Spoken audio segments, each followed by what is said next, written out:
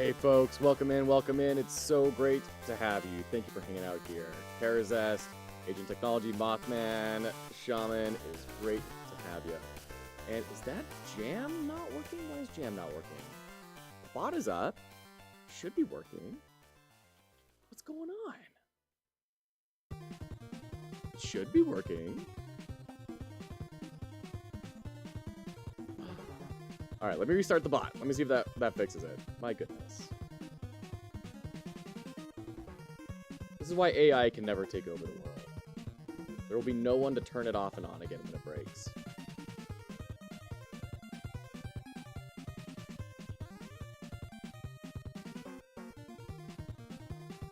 There we go. Now it's working. There we go.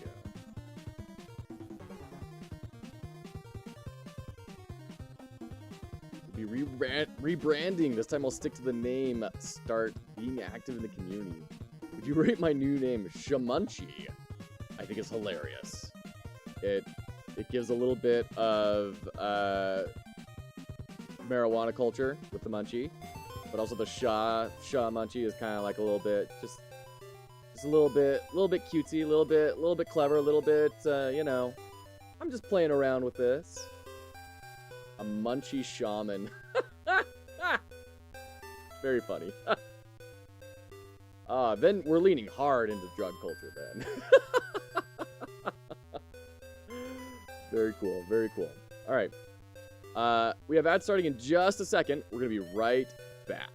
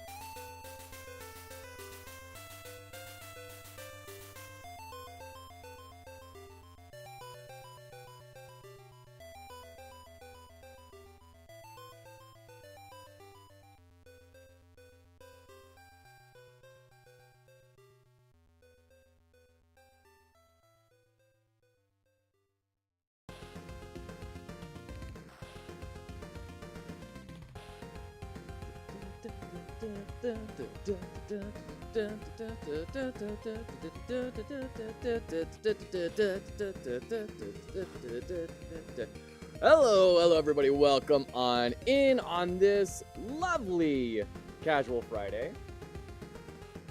That's not gonna work. That's not gonna work for Spooky Still Wakes the Deep vibes. Hold on, let me fix that light. Any better? Nope. It's a little bit better. It's a little bit better. You look so fresh. New haircut. Yes, thank you. Got a haircut 2 weeks ago, I think, at this point. It's been a minute.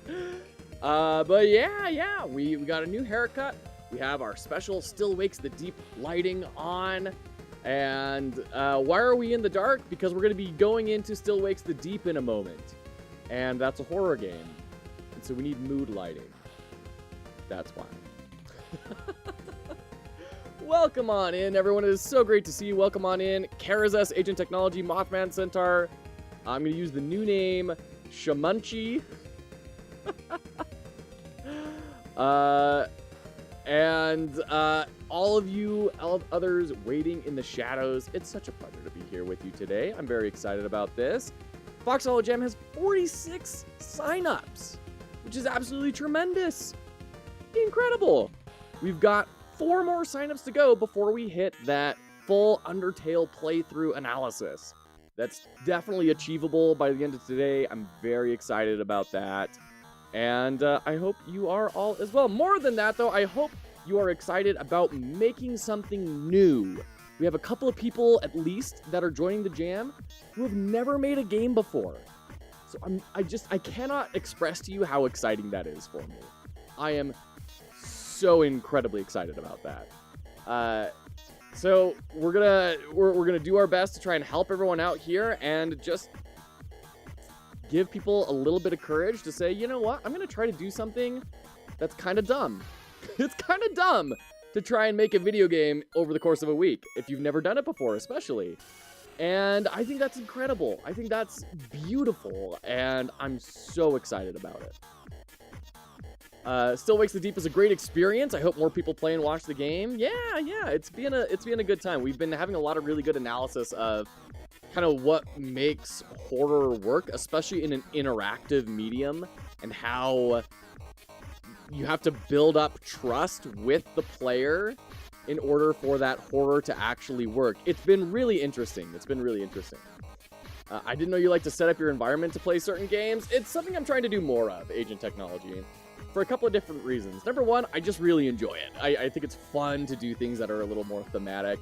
And then secondly is, when people are scrolling through Twitch, how do we get them to stop scrolling and see, ooh, this guy's really interesting. This thumbnail is an interesting thumbnail. Let me click in and go in. So we want to bring more people in because that's more people we can potentially help down the line. Even if they're not considering making games right now, we want to be with them and help them be more intentional about their media participation and consumption.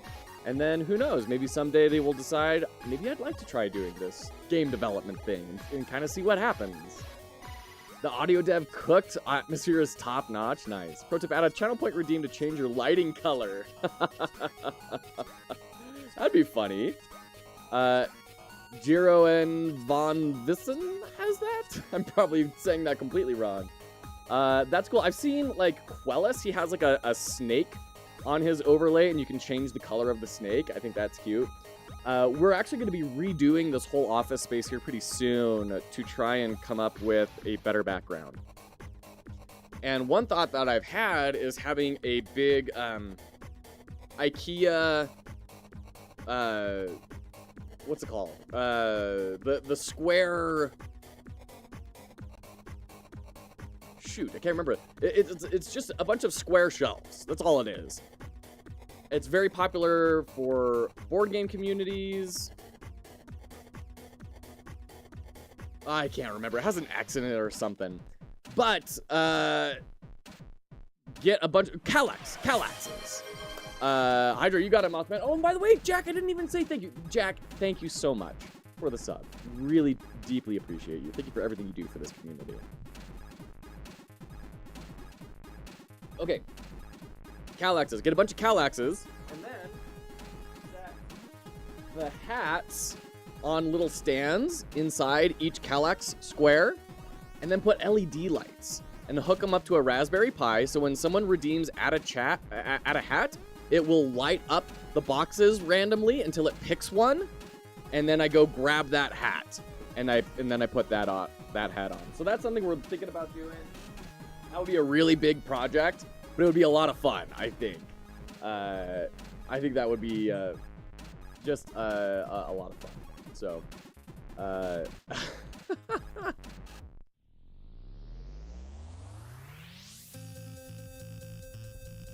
my goodness, my goodness, my goodness.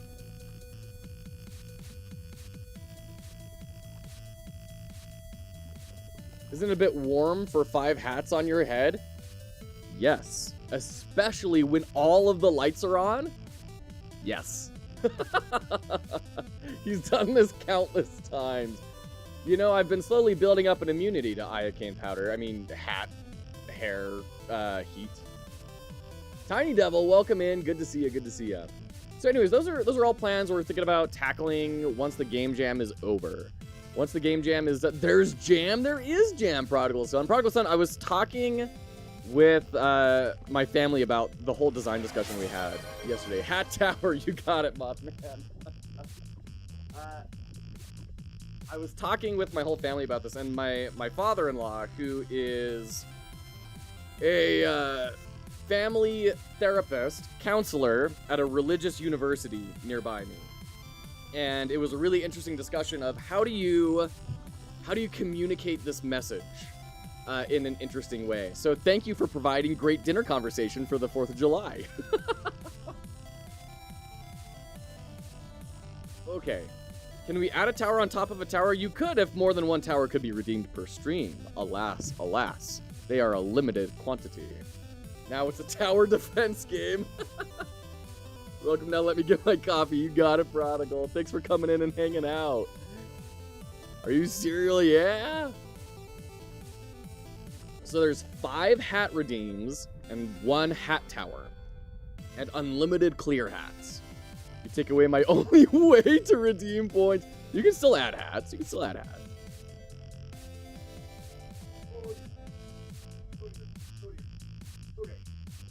There we go. So this is 4 hats. I promise that a hat tower is 5, so here's a saw.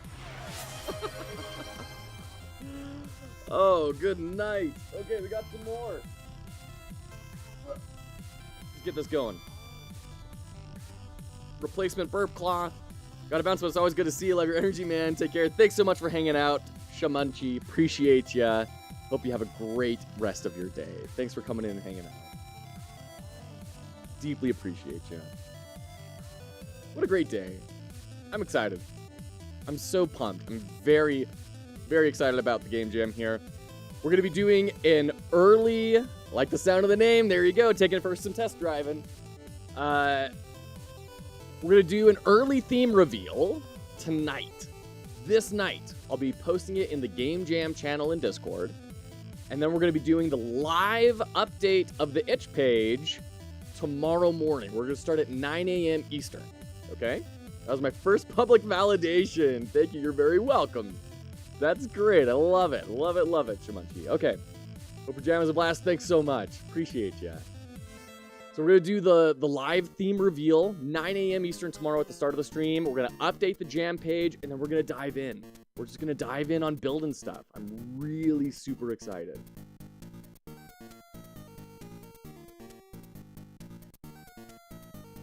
So, there we go. There's the jam. There's the updates. Very excited. We do have someone who is going to be jumping in here soon. Thai Guy, I think, is how I pronounce his name in the Discord. They said that they're going to be jumping in soon. They want to get some heads up on how do you build a game, because they've never built a game before. Can you believe it? And they're going to come and be in the game jam. I'm so excited. I need to do an announcement because we haven't announced the stream yet. I should make a redeem for that. Oh my goodness. Because I'm terrible at doing the announcements. There we go. There's the announcement. Apparently some people actually use it. I didn't think anyone actually cared about it, but apparently some people appreciate it. Ty's actually watching with you. Oh, lovely, Agent. Very cool. 7 a.m. start for me tomorrow morning. Early streaming and coding is gonna need lots of coffee. Love it, Tiny Devil. Love it, love it. Okay, very cool. So, if Ty is with you, Agent, we can... Is Ty ready? Or is Ty ready to discuss this? Agent, have you built a game before? Or is this or have you not built a game either? Two different questions. Is Ty ready? Have you built a game? These are important things for me to know.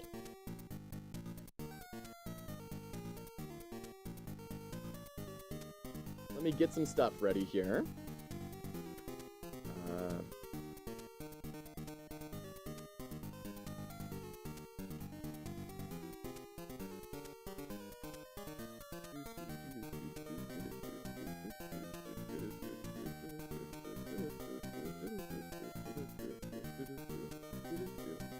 This is why you all come to the stream, right?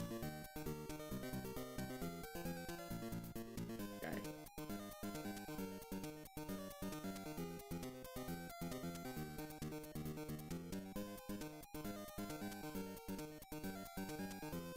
It's the first time for both of us, and we're ready. Tremendous. Okay, let's dive in. Let's start talking about this then. Agent and Ty, thank you for being here. I appreciate you. I'm very excited. This is one of my favorite things ever, is when people who have not made games yet decide, I'm going to try and do this. Because it's such an outrageous idea. You go say that to someone, and they're going to be like, why? Because they don't understand. But we understand, and I'm so excited for you. And who knows, you may get to the end of this and say, oh my gosh, this was so fun. I can't wait to keep doing it. I'm going to start joining some other game jams maybe, or start working on my own project. And you might decide, wow, that was awful. I'm never going to do that again. But in any case, it's going to be a tremendous learning experience, and I'm really excited for you. So, if you've never built a game before, never, ever, ever, my recommendation is... Also, let me ask another question. Do either of you have coding backgrounds? We'll talk about both. It can be pretty addictive. It really can be, yeah. Back with coffee. Fruity and chocolate flavor. Nice. Hey, Nectos. Good to see ya. So, if you have a coding background, it will not be too hard to jump into a video game engine, and then you just learn some new syntax. You're going to look up some tutorials. You're going to be, you know, figuring out the specifics of how to make something run. It's not going to be all that difficult if you have that coding background.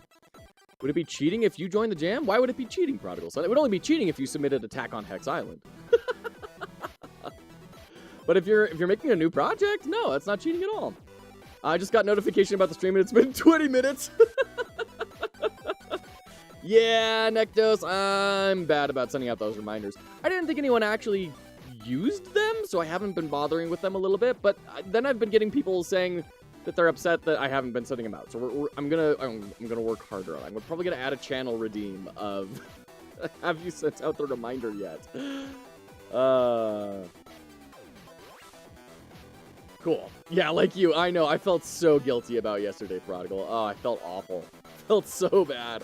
Okay, so if you have no programming experience, there's a bot that pings people when a stream starts. You could use that. I know. I may just automate it. I'll have to see. I'll have to see like what works with Restream and all sorts of stuff. Gonna finish out my middle school Pascal Tetris project for a critique to show that actually I hate it here, Pat. Oh my goodness. Coding scares me. Okay, all right, Agent, I got you. I got you. Have you heard of GameMaker before? Game jams are awesome. It's how I got started back in 2017. Look at you now. Absolutely, yeah. Absolutely. First game was janky as heck, but it won? Wow, that's impressive. I have yet to win a game jam, and I've done... I mean, not counting my own, I've done maybe 4?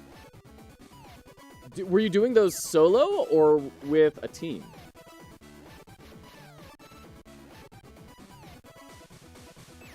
Never done a game jam before. Nice. Is that what you used for your Captain Coder submission?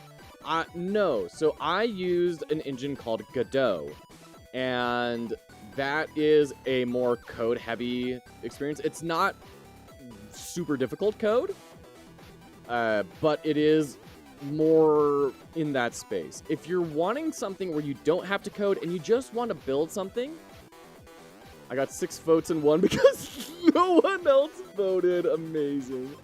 Which is a big meanie about not sending notifications, so I appreciate Discord pings. Good to know. Good to know.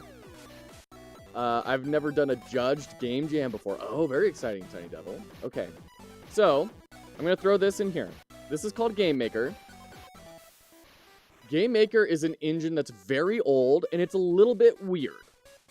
If you were wanting to be the, professional game dev, and you were really wanting to use this as a stepping stone to, like, you're dedicated, you want to learn how to make games, GameMaker is kind of okay. I might recommend going a little bit of a harder route. But if all you want to do is just try and make a game, GameMaker is incredible.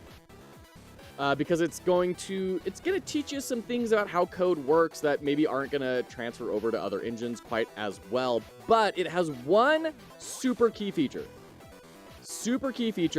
Which is, if I scroll down here, you're going to show it? This. So you may be thinking of code like this. I don't want to code, right? GameMaker has a visual coding language built in. So you can, instead of saying all this if keyboard checkup, making sure you have the right parentheses and the brackets and the right indentations and everything, you instead just put blocks on the screen like Legos, and you attach them together. You say, if the key that's being pressed down is up, then add motion in this amount. Now you've coded. You have built code. I don't want to trouble my coder. Yeah. Probably can't submit anything because I'm busy, but I'll gladly play and leave feedback. That's awesome, Prodigal. Yeah, we'd love anyone just playing people's games and leaving comments. That's one of the best feelings in the world. Zaft, good to see you. Good to see you. So, in this page that I sent over is a tutorial. Become a game maker in 15 minutes. This is how I started. This was the very first thing I did on stream. We go back to the very, very, very first stream that I ever did. This is what I was doing. And it's awful. The quality is terrible and everything. But this is how I got started back in November. So he goes through showing you how to build asteroids. And he's going to show you how you connect all these things together and make it all work. It's a great tutorial. I can't recommend it enough. GameMaker has a bunch of these types of tutorials. I'm familiar with blocks because I used a site called Scratch before. Yeah, exactly. And honestly, you could use Scratch. There's an entire game jam specifically for Scratch games. So you could use Scratch if you'd like. I'm not blonde. I'm like a dirty blonde. People say I have brown hair all the time. I say I have blonde hair. I had platinum white blonde hair when I was a little kid. I used Scratch too, and that's how I got into making games, because it was so easy to do anything. I just had fun testing stuff. Absolutely, Nectos. So this is maybe like one step above Scratch, or maybe a couple steps above, because you can do the code if you want to. You can kind of convert. You can swap back and forth between the code and the visual scripting. But this is what I would recommend. Thanks for the lurk, Prodigal. Appreciate ya. All right. Pending release for the weekend. Good luck. Good luck. So, go through this tutorial, and there's a couple of different things you can do, depending on how serious you want to be and how much effort you want to pour into it. And, like, it's totally fine to just pour in a little bit of effort to start off with. Absolutely fine. No one's going to judge you for that. If you want to go the low effort route, do this. And he's going to get to a point eventually in the next tutorial after this where he's going to do power-ups. And what you can do is you can build your own power-ups, because he's going to teach you how to do power-ups. Make your own power-up that fits with the theme of the game jam. And call that good. Submit it. That's what I would do. If I wanted a low-effort entry point into building a game and submitting it for a game jam, follow the tutorial, make 1 or 2 quick modifications to fit the theme, done.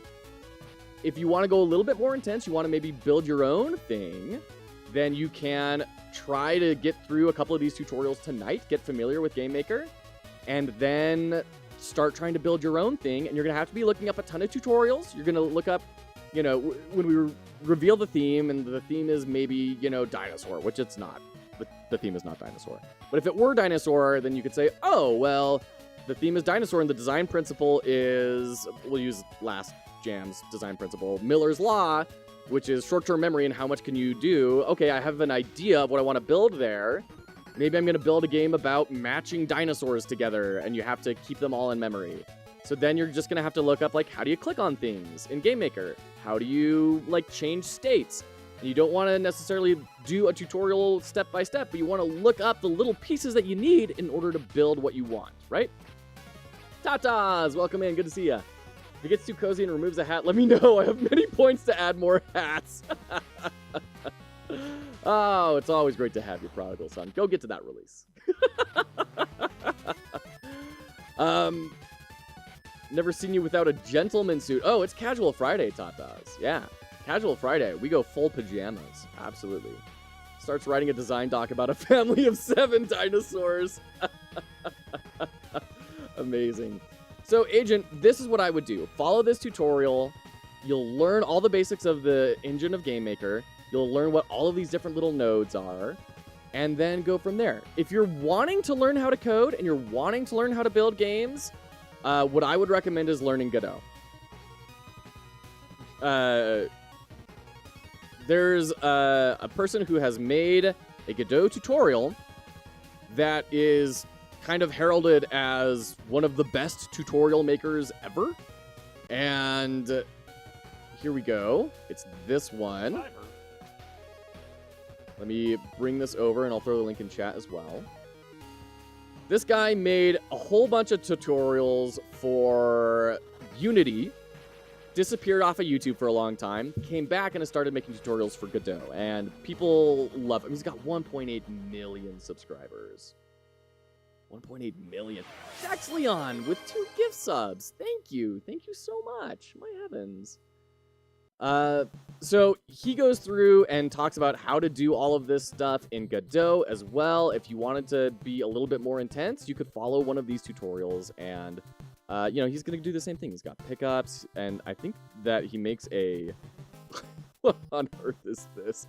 I haven't actually watched this tutorial yet, but I have heard that it's really, really good. And so you're going to build a little platformer alongside him. And then you just make some adjustments to fit the theme. And then you submit it. There you go. Let him cook. I think this is also pretty cool if you're learning programming and Godot at the same time. GD Quest. I have heard... Oh, I haven't heard about this. So GD Quest is a cool organization that does a lot of cool stuff, but I haven't seen this before. This is rad. Oh, they embedded their website into Itch. Oh, that's cool. Nice. Yeah, definitely recommend GD Quest. So there's a lot of cool resources. That's where I would start. It's where I did start, is with GameMaker, especially with no programming background. So does that kind of help, Agent and Ty? Let me know what you're feeling. What are you thinking? Anyone else in chat? You know, do you have any other follow-up questions? Any thoughts of, oh, I mean, that sounds cool, but there's also this other thing that I have to consider. Let me know. Is that helpful enough?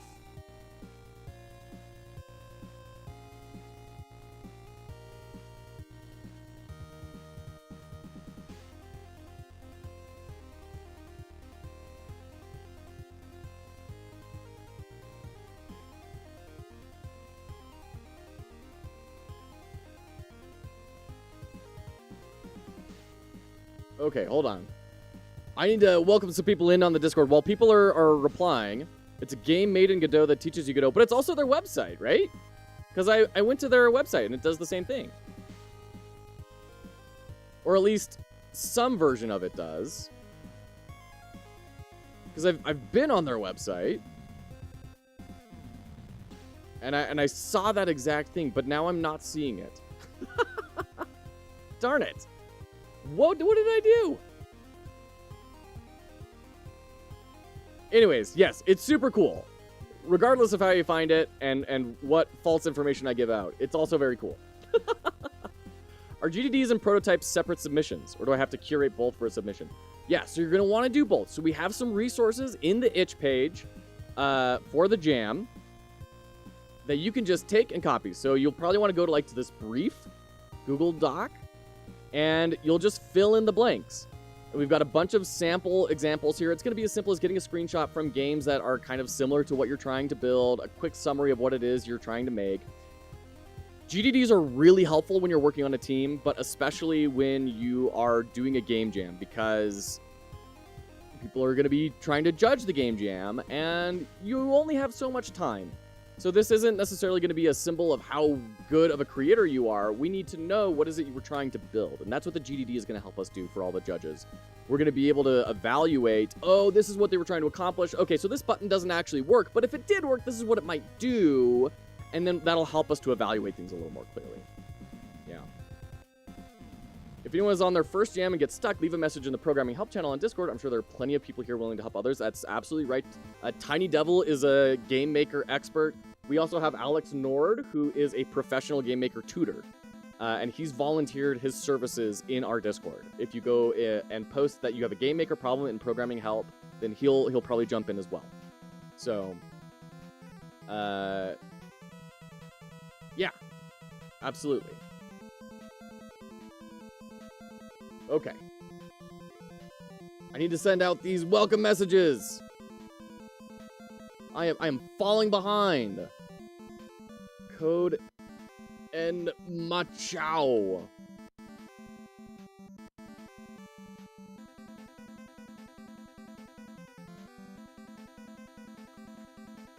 All right. There we go. Woo. All right. Very cool, very cool. Can I judge the submissions? Well, yeah, Fortunes. For those who don't know, Fortune's favorite is half of Riverwolf Games, who was our very first sponsor for our first Game Jam, and is a continuing sponsor in our second Game Jam. So, yes. So we're going to have Sundown, Alistios, Riverwolf Games, and myself be the judges for this Game Jam. We have tons of different prizes of cash money available to people, including 8 random raffle winners just for submitting a project. You don't have to win anything. You just have to build something, try it out, submit it, and you'll be entered for the raffle. So, big thank you to all of them. Sundown as well has just released The Feathered Serpent. You can find that here. It is his very first and only game that he has produced. He built it in Godot, and everything in here is built by Sundown Studios, by Matt Young. All the art, the sound, the code, everything. It's a 100% original Matthew Young production. So thank you, Sundown, for being our primary sponsor. It's a big inspiration to all of us of, you know, you can make a game. You can do it. You can, like, he's not a programmer. He's not an artist. He's just a guy that sat down and said, I want to make a game. And then he went and made a game. Won't be able to help people with code, but I'm definitely looking forward to seeing what people build. Absolutely, Fortunes. Yes. 100%. 100%. Dax Leon. Good to see you, friend. Good to see ya. A gift for you. Oh, that's cute. I didn't know that existed. That's a cute little emote. Aw. Oh, and we're in ads. Shoot. We'll be right back. We'll be right back.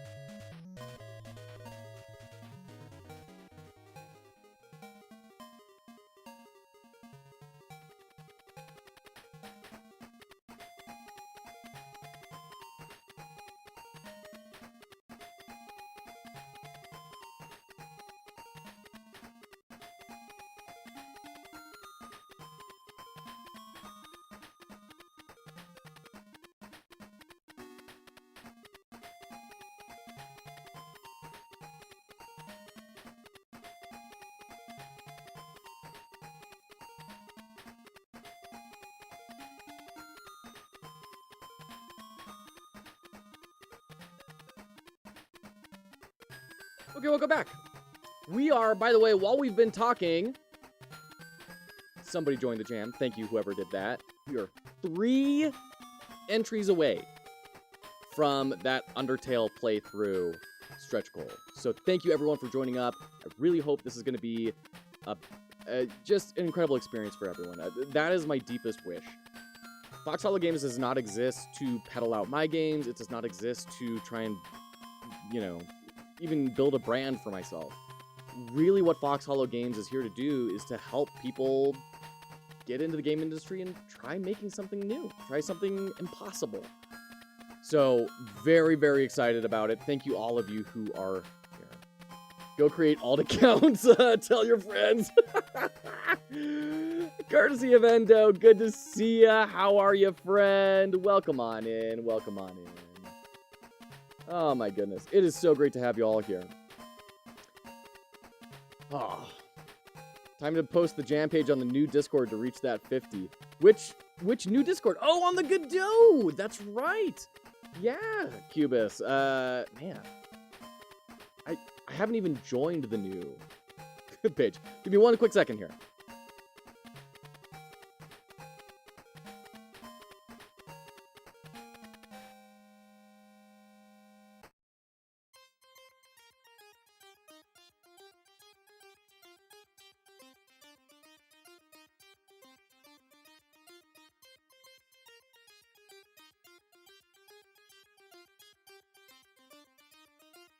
It's Junior Dev time!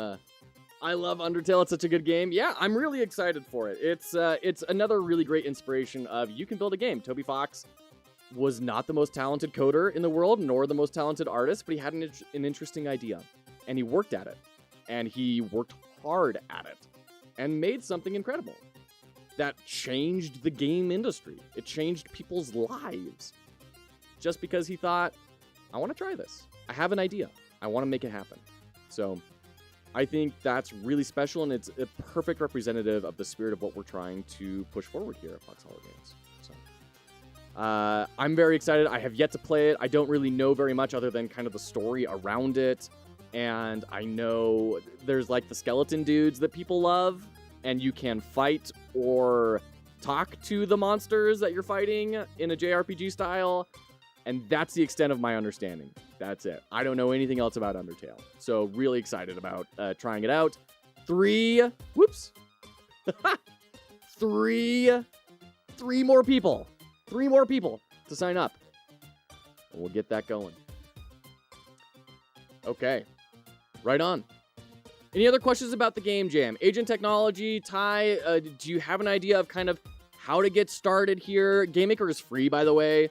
So is Godot, but Godot is free forever and ever and ever. GameMaker is free until you want to commercially publish your project, and then it's like $100. So they're both really good starting points. Did we answer your question? Did we bring some clarity to you guys? If not, let me know, and we'll keep chatting. Woo, 42 minutes of just chatting. That's good, though. That's good. That means there's good discussion being had. That means we're learning together and sharing with each other. It's great. Does participating for most growth have a deadline for a GDD? So the GDD will be submitted with your prototype at the very, very end of the game jam. The only qualification for most growth is that you have to bring your project to one of our two critique sessions. That's the only thing. So... And the reason that we're doing that is so that I have some sort of basis to judge, oh, they started here and now they're here. That's how we're doing most growth. Because otherwise, if you just submit something, I don't actually know where the project has come from, what changes you've made, and how you've adapted and everything in order to make something better. So we're going to be sending out a Google form tomorrow for people to sign up for our first critique, which will happen on the 9th, right after the gauntlet ends. And we'll send that out. People can sign up. We'll go through them on stream. We did this last time, got a lot of really good feedback about it. And then we'll have another one on the 12th. You can submit to both of them or only one, but if you want to be eligible for most growth, you got to do one or the other. At least. Any other thoughts? Any other questions? And did I answer the question that you had? I'm going to change this consulting thing because it is happening just a little bit too often, in my opinion. I'm going to copy this. I'm going to set this in ads. We're just going to time it with ads. That sounds like a good time for some self-promo. Paste. And then here, we're going to copy. And then we're going to go to ads. And paste. And then we're going to turn off the other one. There we go. Will the theme be announced on Discord when the game jam starts, or will it be sooner? The theme will be announced tonight. I don't know exactly when, but it will be sometime in the evening, and I'll tag because we have a jam roll set up, right? Do we have a jammer roll? Not game dev chat about. Oh, we don't have a jam roll. Shoot. All right. Well, I'm gonna post it in the game jam channel, and I will get a game jam roll set up so we can at least have it for next time. We're gonna post it tonight, where everyone will be able to see it. That is in the Discord and hanging out there. And then 9 a.m. Eastern tomorrow, we will be going live and doing the update of the itch page on the stream. Jam roll. Oh, man, just channeling your inner Homer Simpson there. I deeply appreciate it. Yeah, so announcement tonight on the Discord. Tomorrow morning, update the itch page. Yeah. I know. Oh, you're so happy. I know, and you've even got a cold, and you're still so happy. Okay. All right. If there are any other thoughts, comments, commentaries, questions, cheese let me know. In the meantime, we're going to jump into Still Wakes the Deep. The theme is not dinosaurs. Listen, I'm telling you right now. If you de-Gaussian blur that image, you're going to have a bad time. The theme is not dinosaurs. I guarantee you, I am not going to bait and switch everyone. The theme is not dinosaurs. The theme is turtles, trust me. Okay, guys, this is kind of a scary game that has a lot of, like, awful stuff in it. So I'm thinking probably not the best for you to watch. So I'm going to have to position you in a place where you can't see the screen. Okay? I should be doing that anyways because you're just so young. I shouldn't be letting you see a screen until you're at least like 2 or so.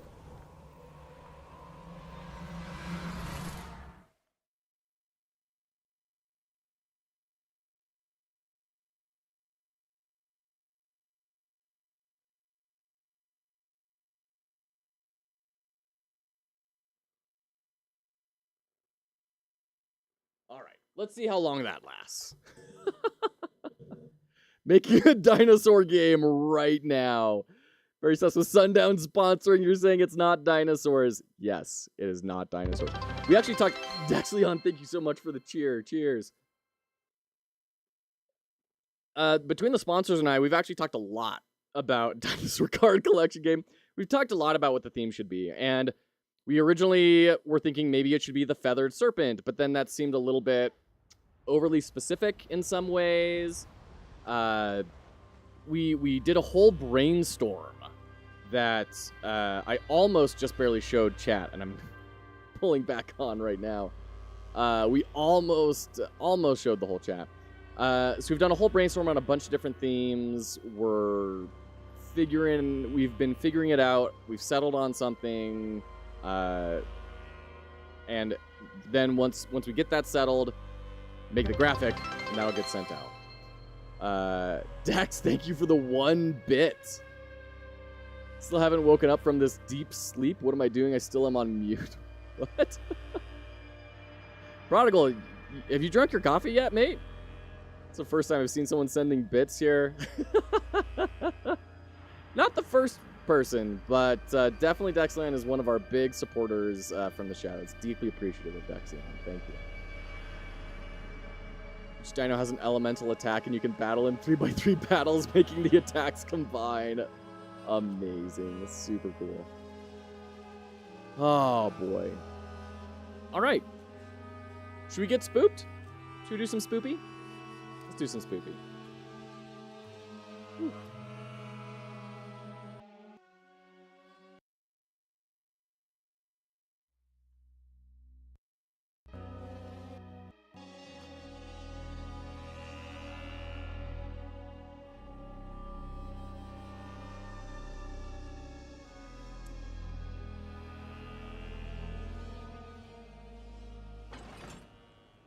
All right. Let's dive on in.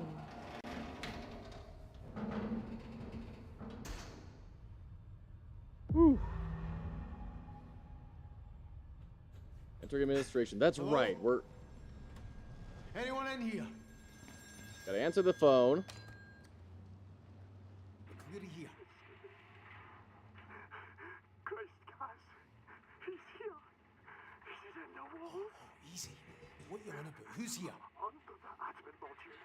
He's pointing us.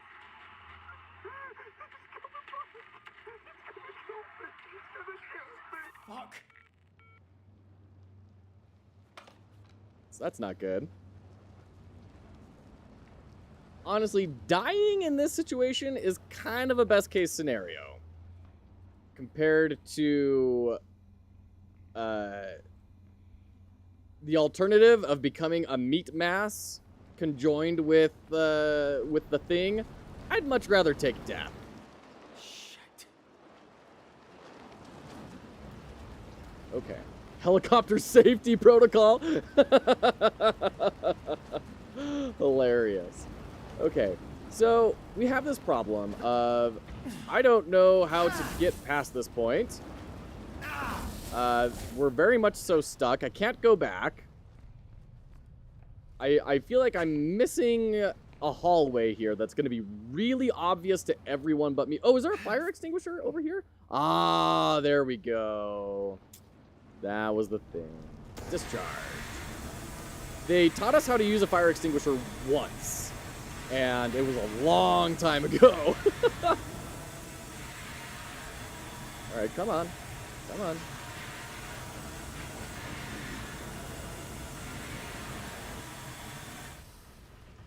All right. Can I crawl underneath? There we go. Can I grab a mug just in case I need to distract something real quick?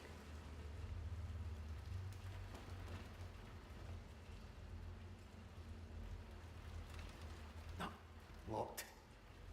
Okay, can't climb through there. There we go. That wasn't wanting to trigger opening for some reason.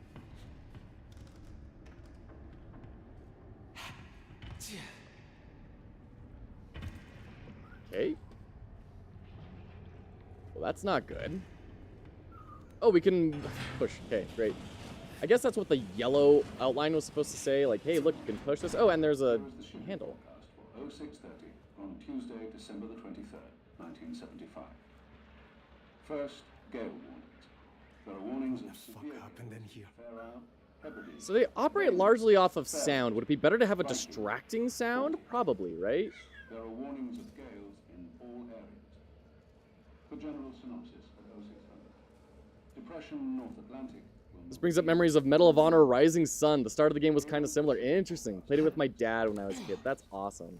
Man, Medal of Honor games. Those Hello? have, those were quite the thing back in the day.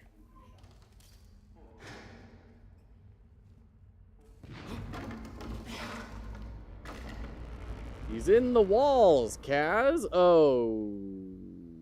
What?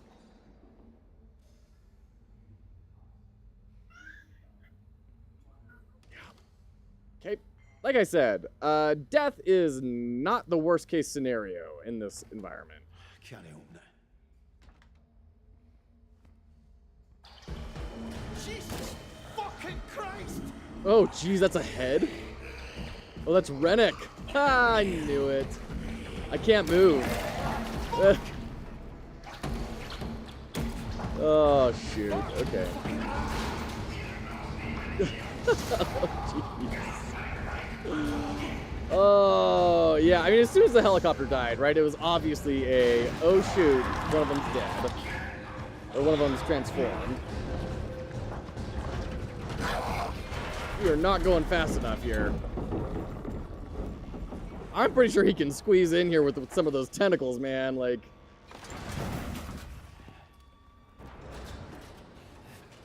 Are we safe? No?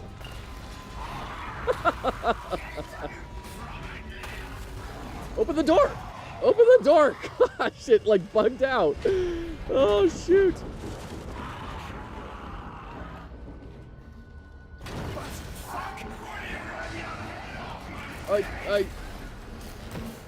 Okay. Ah! Okay. I'm glad that they didn't make you backtrack for too long there, because I was kind of confused what I was gonna be able to do. And that was for sure gonna be a death point for me. Okay. Okay, chase scenes are fine. Well, we're not gonna stop and wonder. We're just gonna get out of Dodge. He's definitely here. Okay. Whew.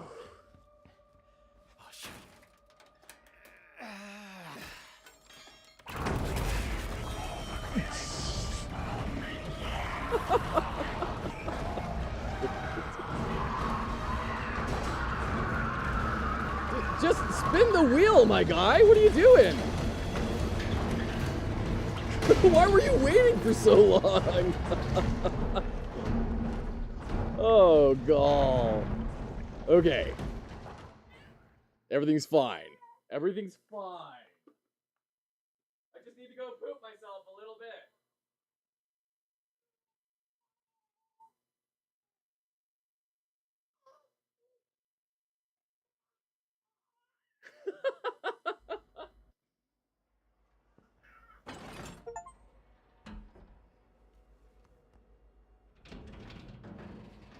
Ooh. Achievement unlocked. I am the king. Escaped from Rennick. I love that they made Rennick a big head, right? Very symbolic.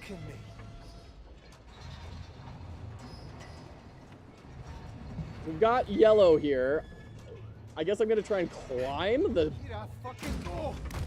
Gosh. Fun. We got yellow rims on the...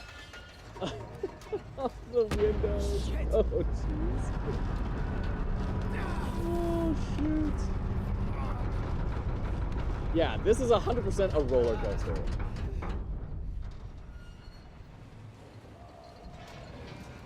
What, do I go over there now? I don't know why I'm doing any of this. Okay, alright. Woo! Yeah, Rennick being a giant head is hilarious.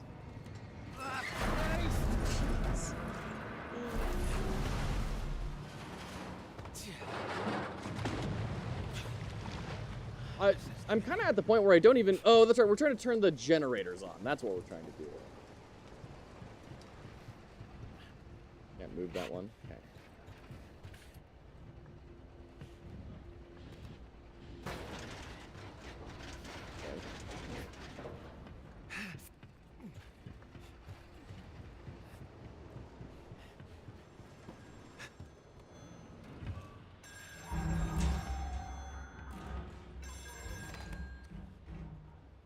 Hello? You're at the pontoon.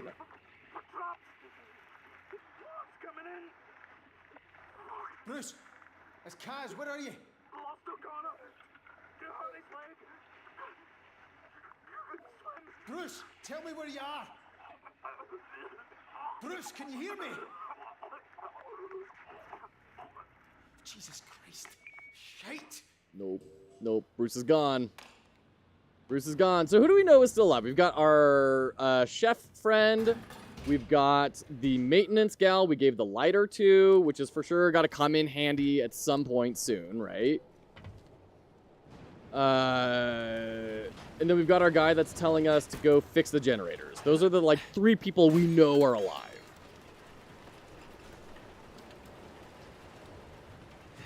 Or at least we have yet to have confirmation of them being deceased. Oh, we pushed this one. Okay. Fair enough. Stuck fast. Whoop!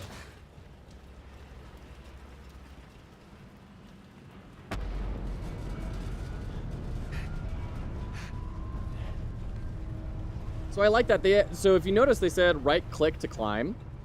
But I could also just press space. I pressed space and it climbed me. So they understood what the player was going to want to do there, and they just let the game do it. They weren't forcing the player into one specific input method. They recognized, let's just do the things that are going to be... let them use whatever is going to be correct.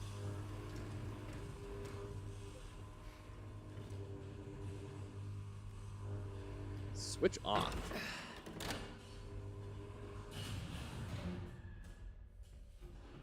Okay.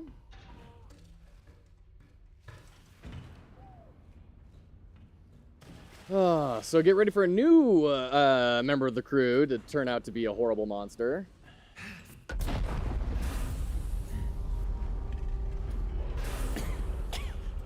on. That's gas. There must be a valve somewhere. Right here? Ah.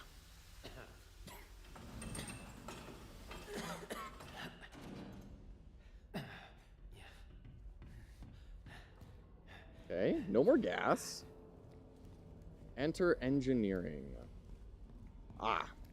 And you'll notice that on the tooltips, they tell you which direction to go with this stuff. They say pull or push, depending on if you're supposed to pull or push. They let you do either way, but they tell you which way you should be going. And that's very smart. I think that's a good idea. Once again, this is a roller coaster. The player needs to be able to cruise through it at the pace that the designers intended. So they're removing a lot of those obstacles that could cause you to have to restart the same section a bunch of times, because if you have to restart the same section a bunch of times, horror loses its pull. It's no longer horror, it's just frustrating. So you have to honor that unspoken contract with the player that you are going to help them Finley. deal with this. Jesus, am I glad to Oh, see you. hey, it's Lighter Gal. Fucking Rennick nearly had me. He's changed. He's fucking vicious. Doesn't sound like it's changed much to me. You seen anyone else? Brody. He sent me down here to restart the Jennies. The generators, aye. That's where I was headed. But the lights are on. Right, we're an emergency battery system, no. But it's not going to hold for long. The beer is taking a lot of damage, the infrastructure's compromised. That's just brilliant. So how do we get the Jennies working? Right, well, first thing, get in that cabin over there and reset the protective relay. That might kick the Jennies back on. Go on, see what happens. I just got news, an update. Thank you, Zaf, for posting in the Discord. We are 48 out of 50 signups on the Game Jam. Just 2 more for that Undertale playthrough. I'm so stoked. We're for sure gonna hit it. I'm tremendously excited. Oh, we have pickup things. We have hidden things. Yeah, this is gonna be a big arena where we have to hide. I wonder if she's gonna turn. That would be sad. I mean, like I said, one of the most annoying tropes in horror is that, yeah, lockers to hide in. One of the most annoying tropes in horror is that everyone dies, right? So I have no hold. I don't hope for anyone getting out of this alive. Maybe our chef friend, but I doubt it. Where are you going, eh? The protective relay in that cabin. What, over here? In that cabin. Where's the...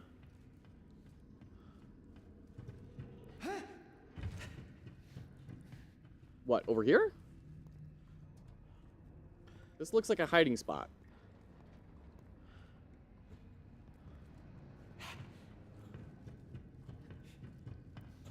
Protective relay in that I mean...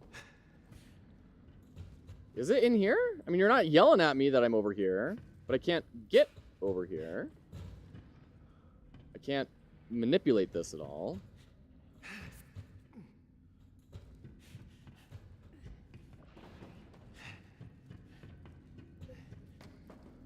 What am I missing here? I thought she pointed over there when she told me to go. And there's like Christmas decorations and stuff, but... So what? Like I can't... Can I crouch? Oh, I could crouch under it. Okay. I didn't think that was gonna work. Great. That did not seem like that was a crouchable space to me.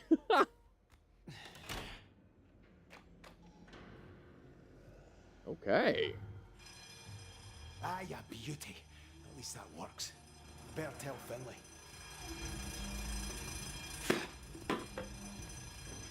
No, locked. Oh, we have ads coming up in just a second. I'll be right back. Don't go anywhere. We're going to be back with more Still Wakes the Deep. We're going to wrap this up today. I'm very excited about it. Don't go anywhere.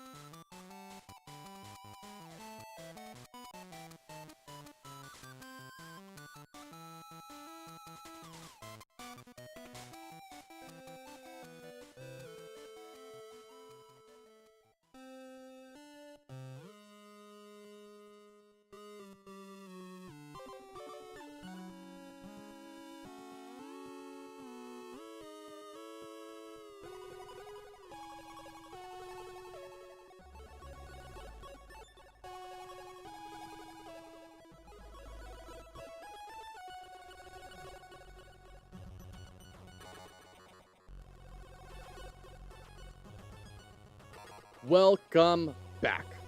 Condemned. Okay, so I'm not a big horror fan, but I loved Condemned.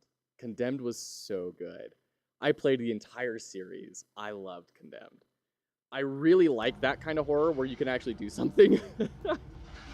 One of my early formative experiences with horror games was... Yep. Just park here real quick. Was with some of the old Resident Evil games. Or, not Resident Evil, Silent Hill. And the controls were always so frustrating. I could never deal with it, you know? So, that, I think, shaped a lot of my preferences for the kinds of horror games that I play. Worked like a charm. Shit. The generator must Good to have see you, failed Yura. because of a fault somewhere. Aye, and the relay will just keep resetting until we fix it. We'll need to restart the generator manually. Right, where you go then? There's two jobs here, McCleary. The Jenny's and the fault. You deal with the Jenny's and I'll find the fault. What the fuck was that? I don't know, but the generators are that way. Well, I'm no fucking going in there. Have you got a better plan? No? Aye, well, I fucking didn't think you would have somehow. Fucking got on with it. Aye, where you go then? So cranky. Is there an amount of points I can submit to critique a YouTube short? Absolutely, yeah. I finished one and value your opinion. Would love your take before I post it. Yeah, for sure, Courtesy. Do you want to do that like on the stream? You can just send it to me in Discord and we can do it, you know, asynchronously, or we can do it live on the stream, whatever you'd like.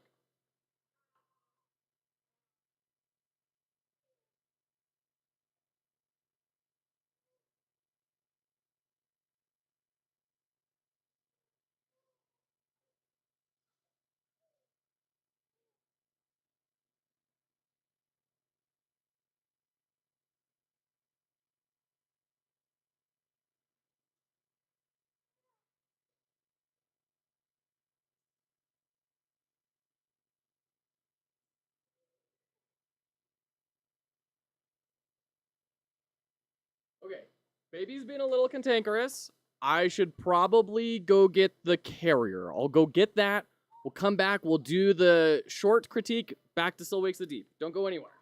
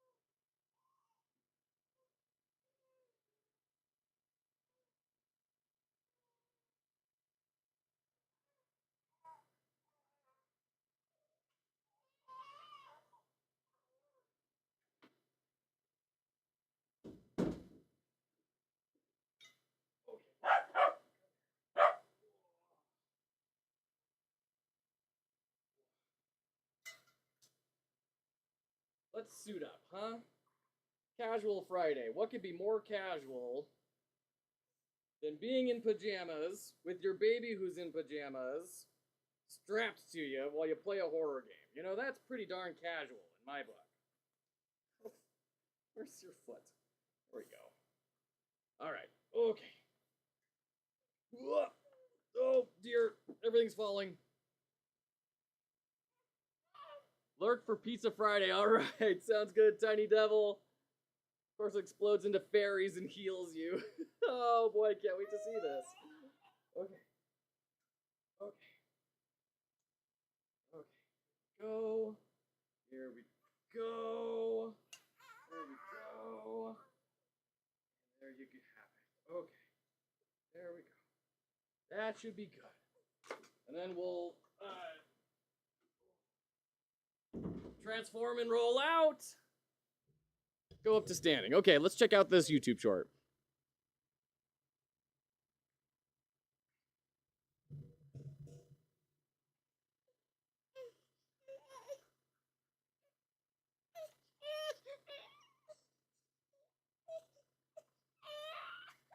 I know. All right, why is this not? Water sphere touches There we an go. earth spell. It's loading it up muted. That's really annoying. The order that you cast spells make a huge... Okay, so this is a good opener because it shows a lot of action. There's a lot of movement. You're going to be kind of engaging right out of the gate. Hey, my guy, what's going on? Wanting some more food? Is that what you're wanting? My only concern is that there's so much going on, it's a little bit hard to determine what is the focus, right? What is it that, like, what is the wizard doing? I don't know. Is this thing here a boss, or is it a spell that they've cast? Are these... I would assume these are projectiles? Hydrate, thank you so much, Cubus. And this is something that I've been thinking about with all of them. I don't know if this is a boss or a spell. So, I don't know if there's a way to... Because I like what you're doing of starting off with a bang. A lot of movement, a lot of excitement, lots of art. Those are going to draw people in. Something that you may want to experiment with, or you may want to just completely throw out the idea, is having like 3 different versions of the spell on screen with some cuts. You know, like a top half, middle half, and the bottom half. Those are all halves. And so you can kind of see, oh, you know, look how much more is happening in this top half or the bottom half instead of the others, right? Communicating that difference. And I know you do that later on, but just as a way to provide that visual focus and understanding what exactly is happening. Huge difference. When water sphere touches another... This is awesome. I love the text down here. It's great. One other thing to consider is subtitles in general. Good to see you, Cubus, by the way. A lot of people, when they're watching shorts, they're like standing in line at the supermarket or something, right? So subtitles, while annoying, can expand the amount of people that stay to watch because they will be able to follow it more closely in an environment where they don't have sound on. Now, that being said, you do have water sphere and water. Like, this is clearly telling the observer, without any audio, that there's kind of... You kind of get the idea of what's happening here, right? So I think that's good on its own. Water spell, it grows in size and power. When water sphere touches an earth spell, it explodes into fairies that heal you. But we don't care about that, because every... So hold on. An earth spell, it explodes into fairies that touches an earth... I'm missing the connection between water sphere and water sphere and earth. Earth spell, it explodes into fairies that size and power. When water... Let me rewatch water sphere and water. When water sphere touches another water spell, it grows in size and power. When water sphere touches an earth spell, it explodes into fairies that heal you. But we don't care about that, because every time water sphere touches a lightning spell, it explodes into splashes. So let's abuse that. Whoa. That's a much bigger effect than the other ones. This is Scattershot. When Scattershot touches a lightning spell, it creates a tiny thundercloud. So let's do Lightning Shield, plus Scattershot, plus Water Sphere. That was cool. Okay, so I'm curious why you're bringing up the Earth at all, though. Like, if we don't care about that, then why is it in the short?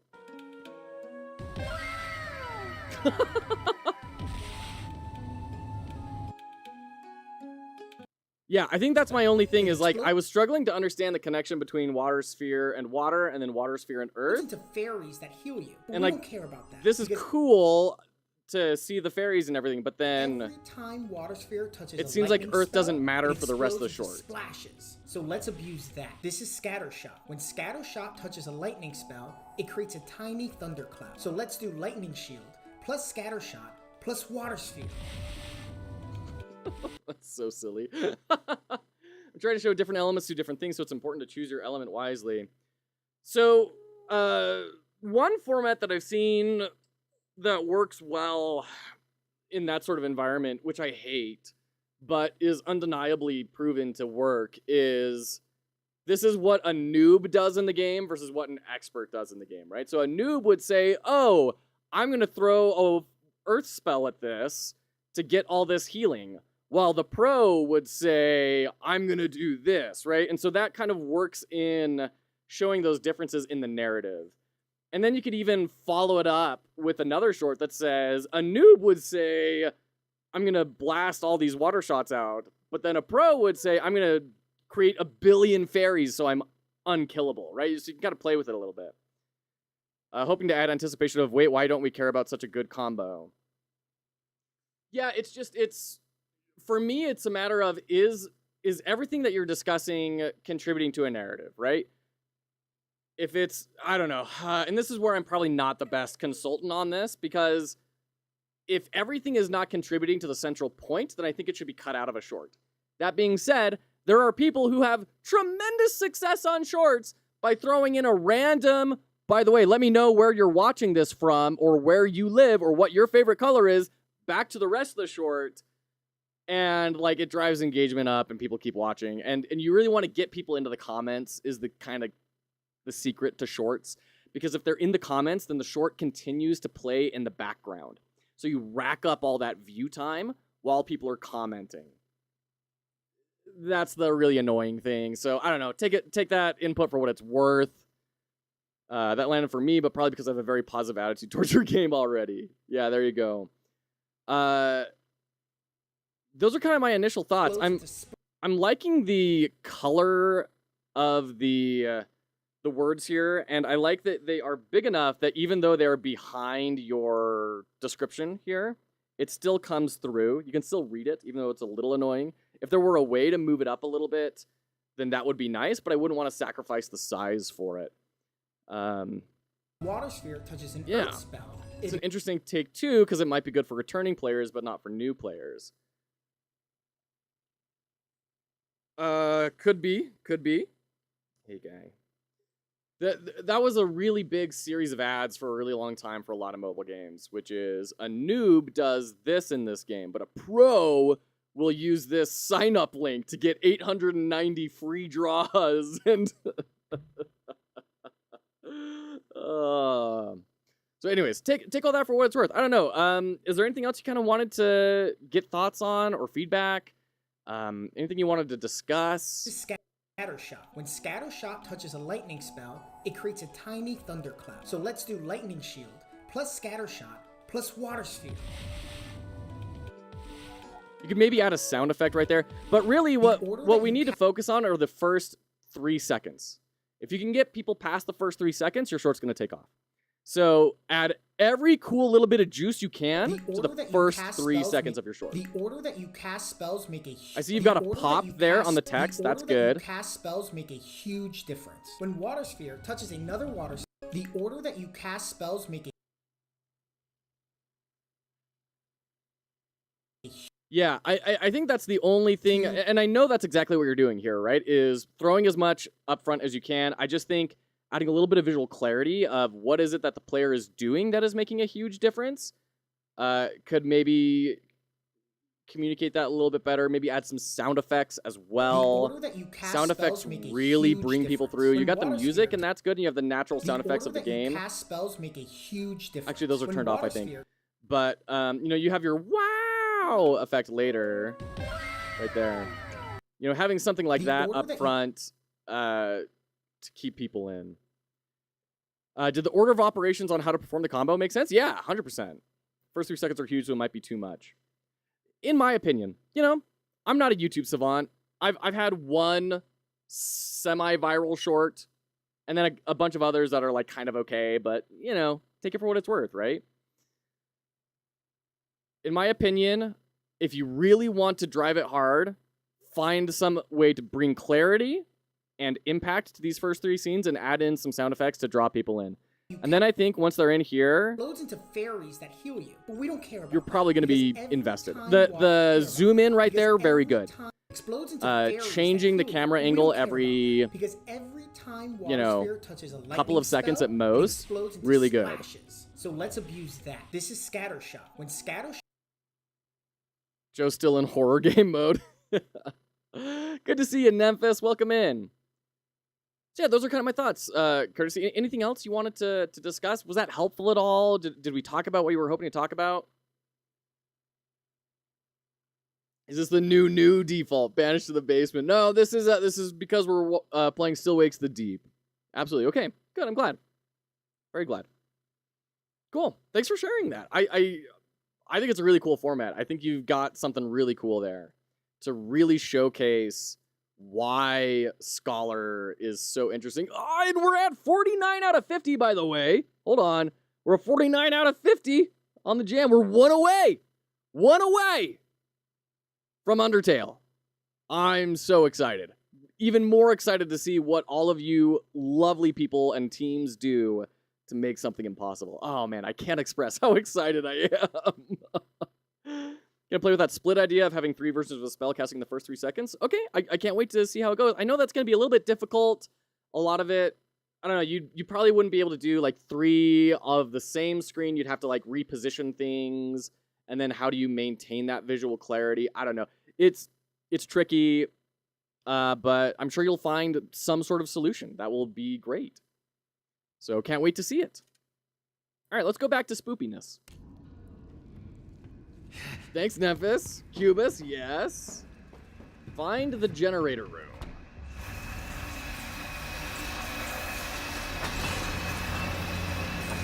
Yeah, so we're getting the insanity stuff here. Oh dear, that's why. Oh no. Great.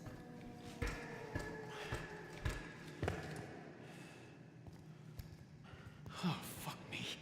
Yeah. You know, we haven't seen anything harm this yet. I'm really looking forward to when, like, fire is going to burn this all, right?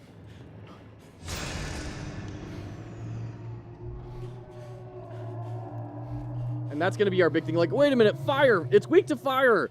We need to grab that preemptively. We got to turn on the burner that they've been showcasing since the title screen and light the entire oil rig up.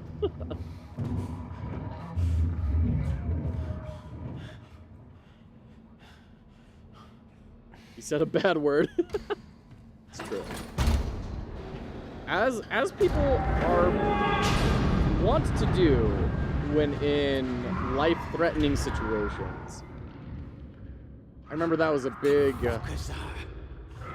thing during the 9/11 terrorist attack broadcast. Was people, like, it was a conversation we had nationally for like a split second of, hey, people are swearing like crazy on these broadcasts, like we gotta shut them off. And then everyone said, no, like this is important, we have to see this. This is how people react when they think they're going to die or people they love are dying, and we can't shy away from this. This is important. Yep, that's a friendo. Was that a hand right there? Oh, jeez. They really had fun with the body horror on this. Yeah, more hiding spots in here. Perfect. Can I just shut the door? Thank you.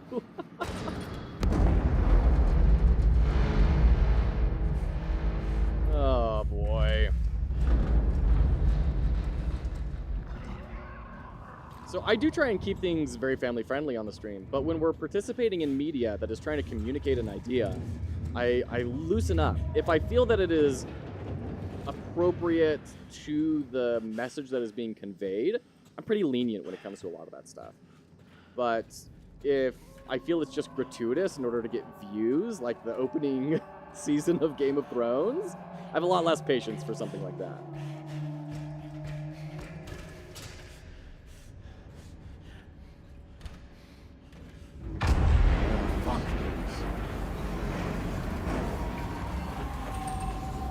Oh my goodness.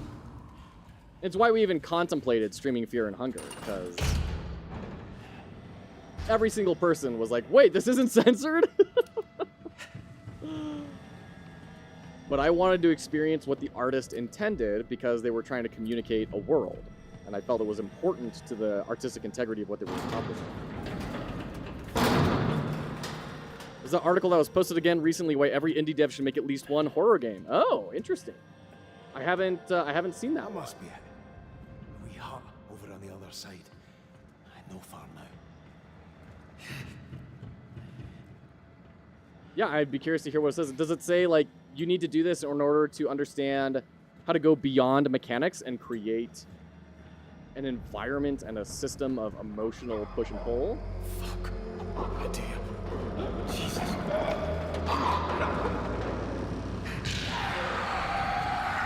Okay. This. I'm gonna turn this down a little. Now I'm wondering if I should give it a go for the Fox Hollow Jam. Yeah. Who is it, Derek? I don't remember any of these people. The Z Steam marketing guy says that all the time. Z Steam marketing guy. I'm unfamiliar with them as well. Is that Chris Zakowski or whatever his name is? I'll look up there.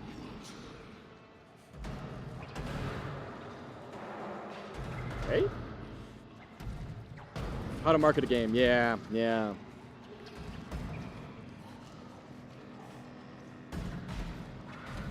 Remember, his name starts with Z. Yeah.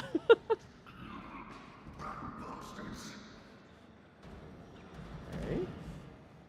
Grab another chuckable. And then where do I need to be going? Right there, it looks like. No, that's not a ladder. Never mind. Oh, hi! Kind of for marketing reasons. What, because it's such a popular genre?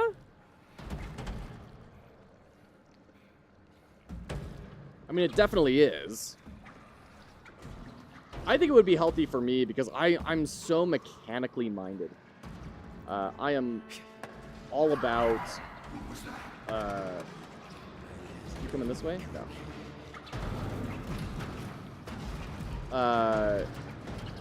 I'm all about, like, cool, interesting puzzles. And so a horror game would really force me to focus on level design, which is not my natural state. Also, ease of development in a way, especially on some of the artistic side. Yeah, that makes sense. Turns out it's pretty easy to make uncanny stuff if you want to or not. Yep. No, that makes sense.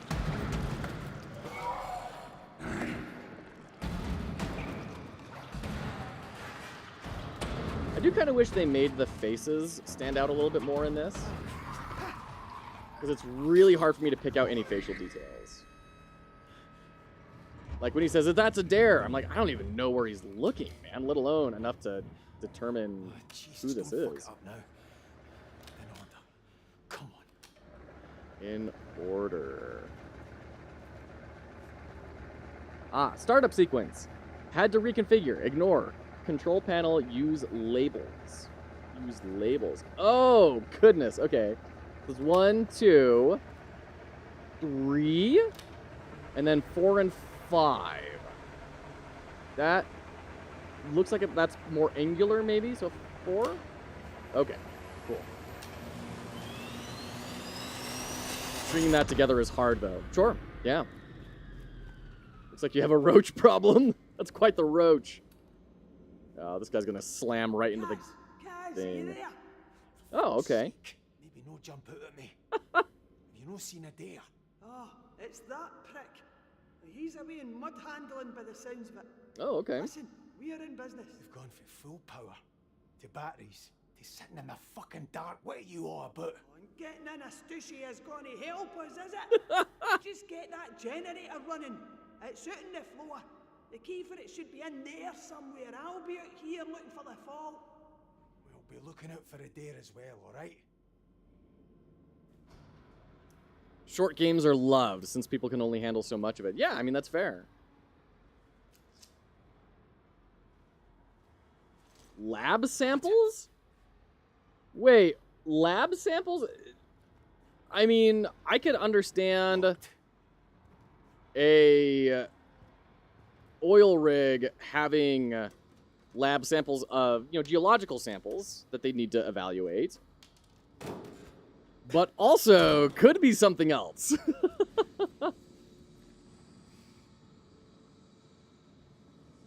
Fuck off! I have some free time, so I decided to join the jam. Wow! What? Bevan Velour, you're number 50! You're number 50! Wow! We made it! We got to 50! You made it! I didn't do jack. I just sat here. Acted like an idiot. You all made it to 50. Wow. Wow, wow, wow, wow, wow. Thank you. Thank you, everyone. I cannot express how excited I am about this. Holy cow. 50 right there. Thank you. Thank you to all of you. My heavens.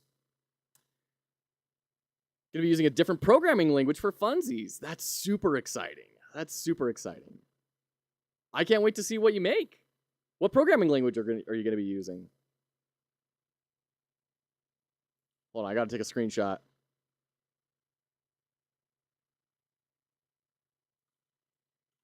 Gotta send the announcement out.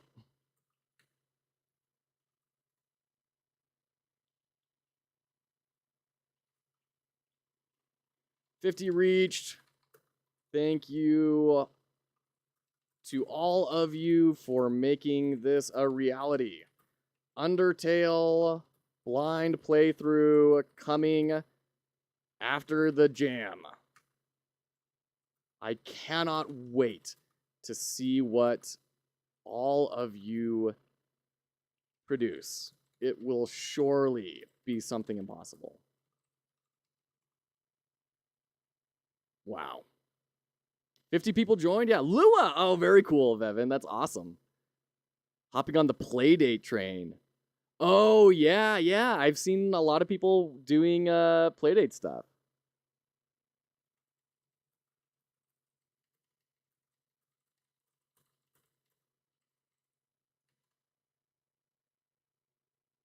Cool. You're all phenomenal. Absolutely phenomenal. I'm not gonna lie, I did not know we were gonna be able to get to there. That was a real stretch goal. And yet here we are. I don't understand the Playdate hype. You know, I think I'd be curious to see the demographics of people that are into the Playdate. Gonna check out Love 2D, heard good things about it. Yeah, I've heard good things about Love 2D as well. I think, was it Motzi that has done a lot of work in Love 2D? I can't remember. Digital Iliad with the raid. Hello, Digital Iliad. How are you today? Welcome in, welcome in. How was the stream? Feel free to raid and run, but I'd love to hear how everything was going. I'm a raider now. There you go. Love it. For those who are just joining us, we hit 50 subscriptions, 50 signups on the Game Jam. So we are now committed to a full blind playthrough and analysis of Undertale. I'm tremendously excited for what everyone has done to make that happen. Add a hat, you got it, Steven. Oh. In fact, some of these fell off earlier. Okay, there we go. Oh, my heavens. What were you up to, Digital Iliad? All right. Let's keep running away from monsters. Might join too, depending on the theme. Very cool, Fody. Well, we're going to be doing a theme reveal in the Discord tonight. And then tomorrow morning, for the 9 a.m. Eastern stream, we're going to do the theme reveal on the stream. Oh, okay. The generator is not that way. Okay. Where is the generator? Oh, right here? Dude, you have to raid and run, but have a great stream. Excited to see what comes out of the next jam. Awesome. Thanks so much for hanging out, Digital Iliad. Appreciate the raid. Welcome, all of you raiders. Still working on a custom auto tiler for my isometric game in Godot 4.3. Thanks for asking. Very cool. Very cool. Can't wait to hear how that all turns out. Early reveal. Yes, early reveal for Discord members. And people that are active in there, they're going to get to see it a little bit early. We're gonna throw it up there tonight. That worked, Kaz. I can see where the fault is. It's blowing a fuse back in mud handling. Mud handling? Yeah. I know where the dare is. Kaz, coming back. You need to move. Turn off the flashlight. Good handling and fix that fuse. Turn off flashlight. Get in. Compression ignition achievement. Restarted the generator. All right. So we got some stuff we can chuck. All right, where are you, friendo? Right there. Okay.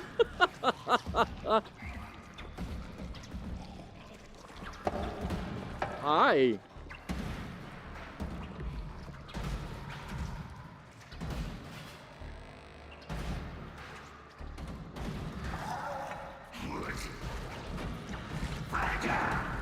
Whoa, whoa, whoa, whoa, no, no, no, no, no. Yes. Lots of old tricks. Many tricks. Worried that I'd make my horror game too funny. That's what I was thinking, like, oh man, I have no confidence in my ability to make something scary.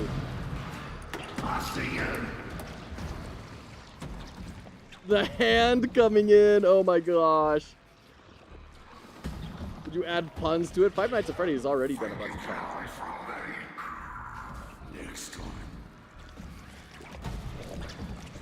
Jeez, that's so spooky.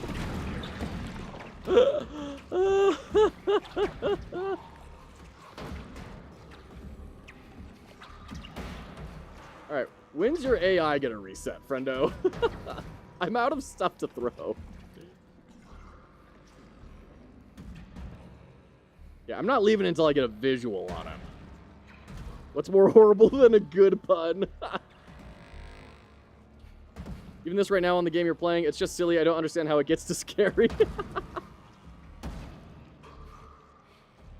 Grumpy Nisbet, hello! Welcome in, welcome in.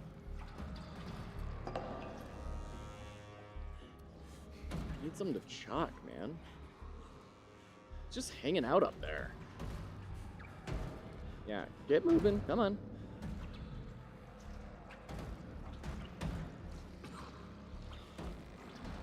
Come on, man.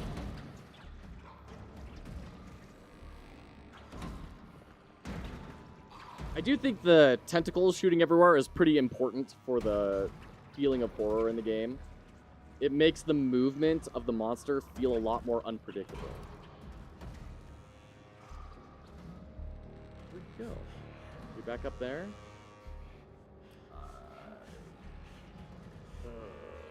What do I do here? I'm out of throwable objects. Look and feel similar to Soma. Interesting. I haven't played Soma. I think I own it, but I haven't played it.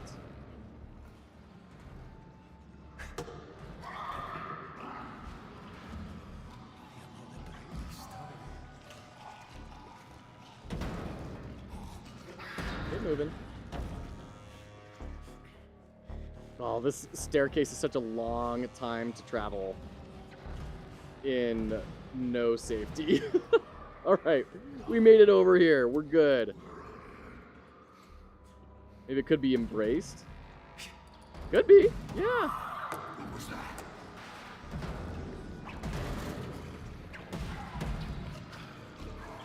I honestly feel AI has a lot to provide for horror games. As soon as it says press shift to run, that's when you know you gotta run. Get in there, my guy. Turning the laugh into one of insanity, for real. Yeah.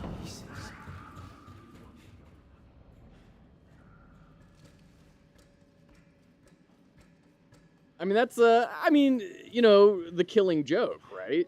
That's a similar idea there. And that is one of the greatest comic book stories ever told. Absolutely horrifying.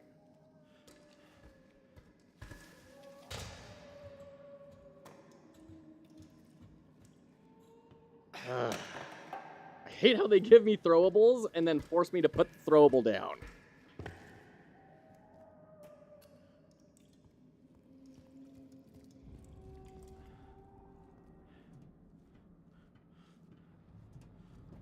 Okay. This is mud handling. This fuse box has to be somewhere. Gotta be over there, right? Red blinking light. And they've got a little pin light over where you're supposed to be looking. And even the composition of the grossness, right? kind of leads your eye over to this blinking red light. That's a good artistic composition. Something that's really important to consider, once again, in order to reinforce that unspoken contract with the player of, we're going to give you a way through this. We're going to keep you alive if you just trust us and you keep engaging with the game. Throw, don't throw, drop it like it's hot.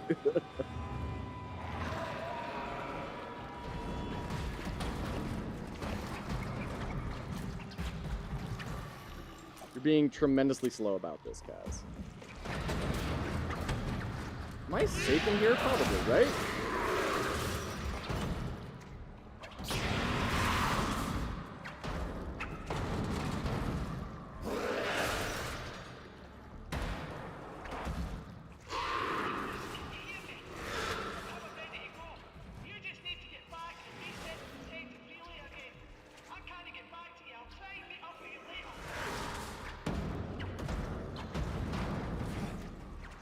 Are you gonna get fooled by that?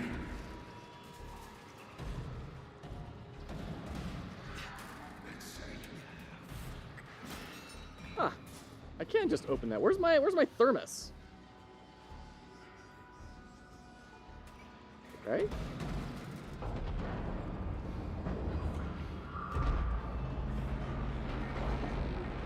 Where do I need to go? Right in here. Close! Close! Close the door! Close the door! Oh. Should get that growth checked. Listen, buddy, I'm no doctor, but this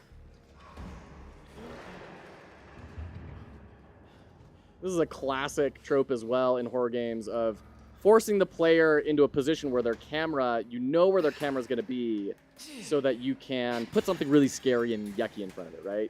So when we're going through there, they positioned that pillar of yuck to be right in the face of the player. Fear did this a bunch, if you ever played that. Okay.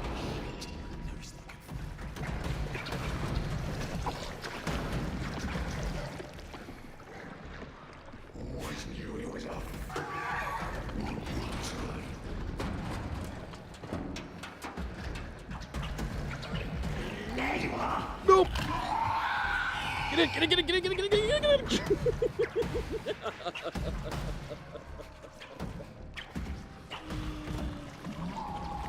Okay.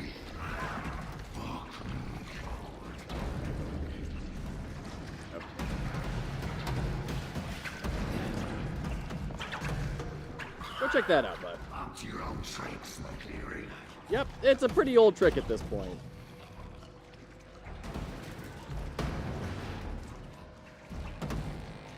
I think I'm supposed to go over here? No, not control tab. Ah! Crouch and get a hint. That's what I was trying to do. Once again, bright lights telling you where you're supposed to be going. Okay. Ooh. Oh, wait, reset the protective relay. No, I have to go back over there. He acknowledges it's an old trick and goes after it anyway. Yeah, he is right there. Hi. Hey, look, I ran into the other room. You should go chase me over there. Is there anything I can pick up in here? I don't think they were expecting you to come here right out of the gate. They expected you to have more than the memory of a goldfish. Can you leave? Sir? Who's there? I have to keep quiet. I fucking say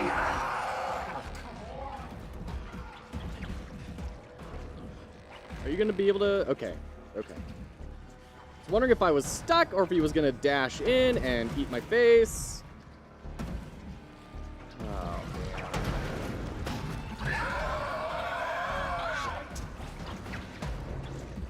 And it's moments like this that kill the tension. Where the player is just like, okay, I'm just waiting on the game, and I know what I need to do, but I can't do it, and I'm not in a state that I should be. Like, I think I just need to die, you know? Because I don't know that there's really a way for me to get out of this. Because he can catch me if he sees me, and I have too far to go. Yeah,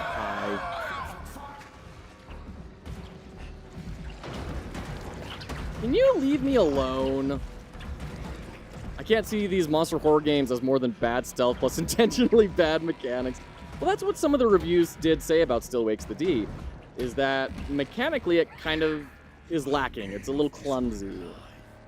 And I think that's fair because the entire... Hey, I made it. Wow.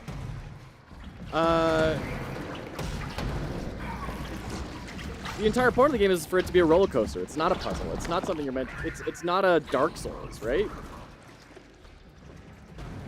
It is a... It's a roller coaster.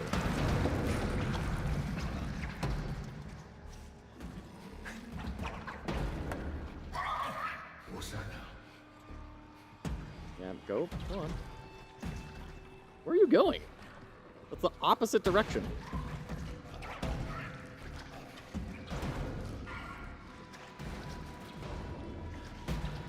There you go.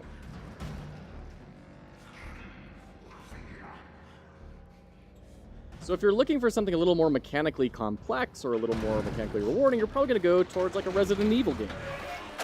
I'm in and out, so please forgive my ignorance. Is that a giant fly?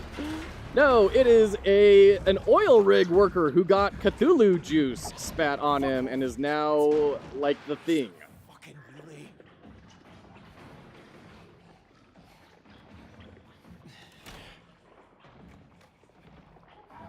Yeah, it's not a shapeshifter. It is a dude. Into the belly of the beast. Completed engineering achievement. Boy, you're really working hard at that, friendo. I'm going to go through here.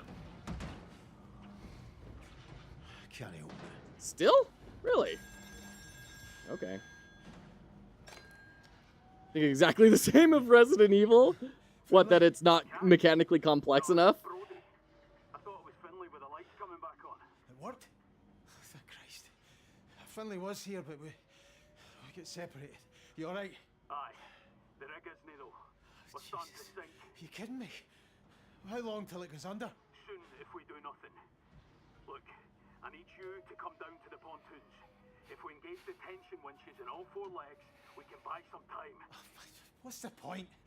The pontoons, the electricity, they fucking things. It's a fucking nightmare. What you on about? You survived this long, haven't you? More than can be said for most of the poor bastards on this rig. Christ, Kaz. Somebody up there must like you. That's what Roy keeps telling me. Aye. Well, he's a Barnsley fan, so we used to praise. Aye, you're no wrong there. I'm no wrong about this either. You're the jammiest bastard on this rig, and we need that right now. So let's do this, aye? What do I need to do?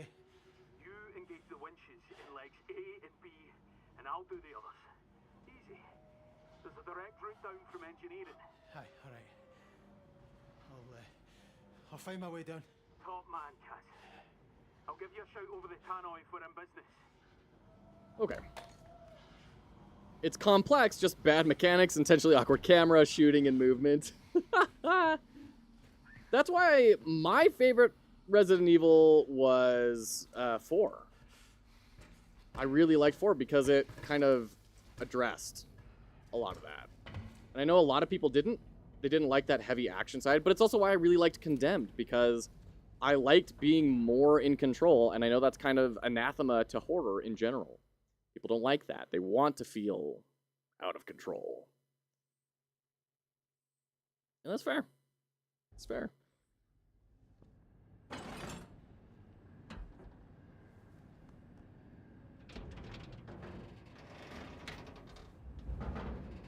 It's just not my preference. But I can understand why people do like the other route, and why people enjoy stuff like this in Indigo Park and Five Nights at Freddy's.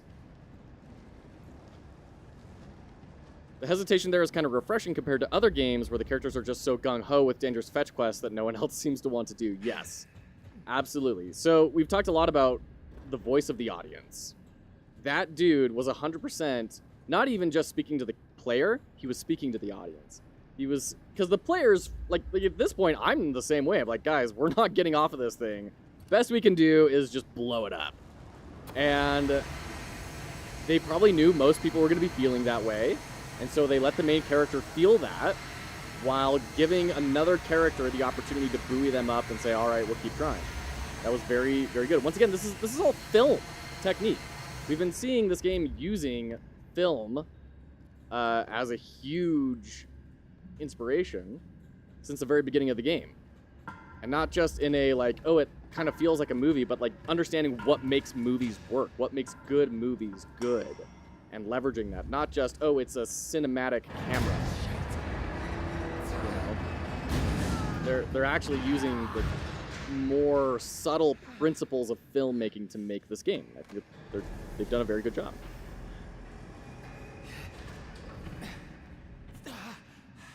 Come on, come on.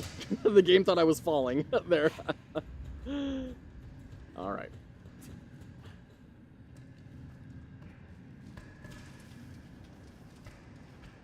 Catching ourselves right at the end just in case there's a big monster that's going to hear noises. And then we're going to bring this down. It's going to make a lot of noise, so I guess it doesn't really matter.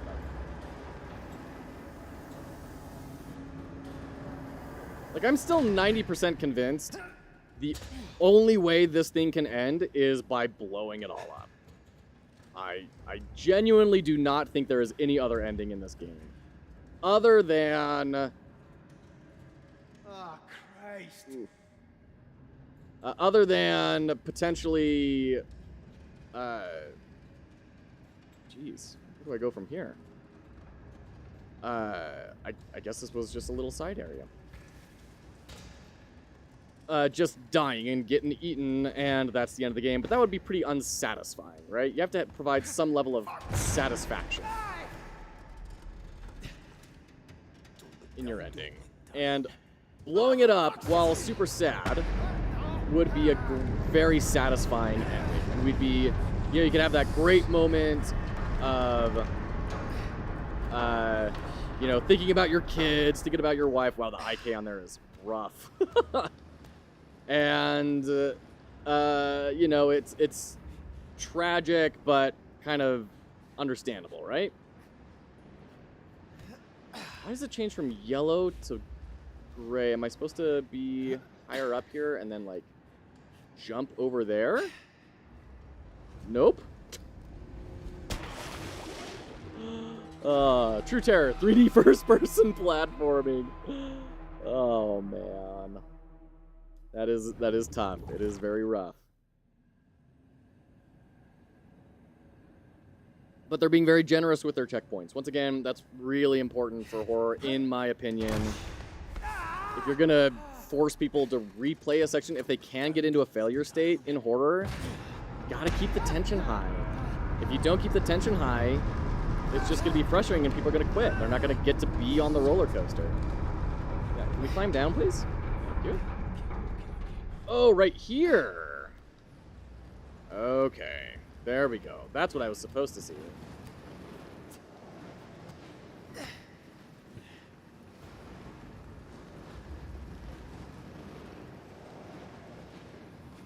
There you go. Let's get that pacifier back. I have to say, I'm really surprised that we haven't seen more of the heaters. Like, they'd made a big deal about, like, go be by the heater in order to cool down. It kind of makes me wonder if it was originally planned and ended up not, they ended up kind of changing it or not having enough time to put heaters into the game in the way that they wanted.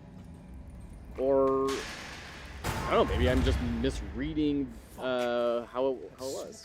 I don't know. I need to sort it at the fuse box or it'll keep shorting out.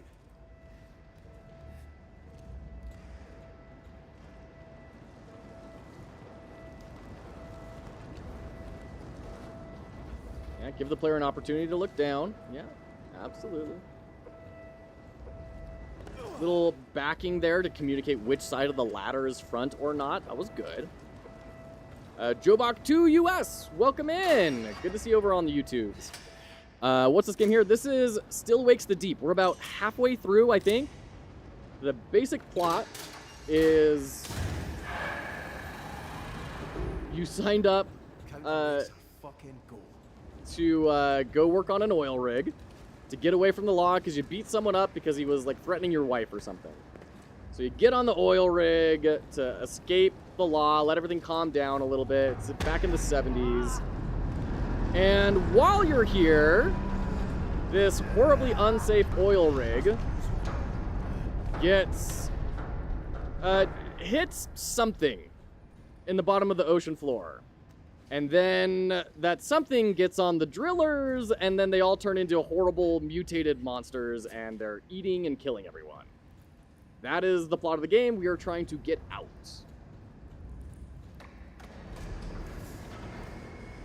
So right now we're trying to get the hydraulic pumps working. What am I supposed to do here? Get the hydraulic pumps working to get the water out of the oil rig so that it doesn't sink into the sea before we're able to escape. Well, I don't know why we brought this down. If I can't, like, climb up right here. Can I climb up right here? No? Okay.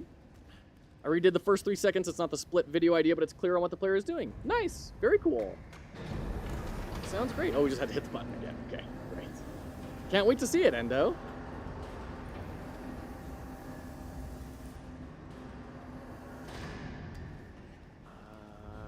How do I get down there? I feel like if I fall, I die. Was I supposed to be on top of it? Am I supposed to get on top while it goes down, I guess? Is it a timing-based platforming puzzle? Which is weird, because I haven't really done that before. Thanks again for the feedback. You're very welcome. Anytime, Courtesy. Anytime. Honestly, interesting premise. I have to work on 30 minutes, so I'll sub and jump on when I can. No worries. Thanks so much for hanging out. Job UK to US. Best of luck with work. Okay, and there we go. All right, fair enough. I mean, it was tremendously slow. So they made it easy to accomplish that. It's just a little weird because I don't think we've encountered that type of puzzle before.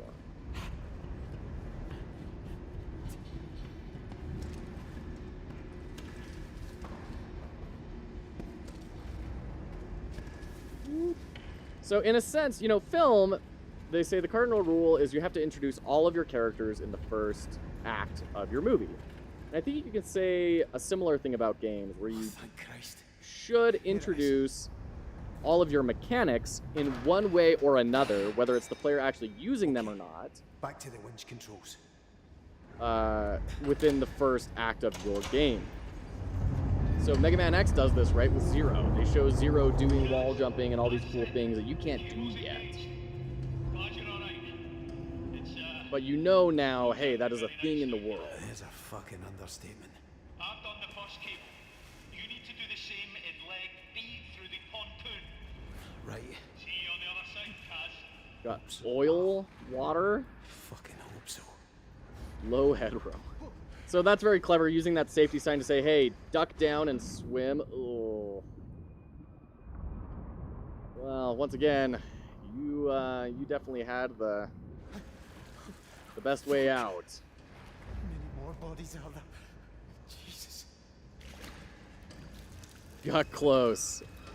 Oh, JCB UK to US. Oh, I said job, didn't I? Oh, the typeface. It's a little bit tight on that C. JCB, thanks so much for hanging out. Appreciate you. See ya. Zero introduces the cool sword that you'll only be able to get in Act 3 of Game 3. Yeah, yeah.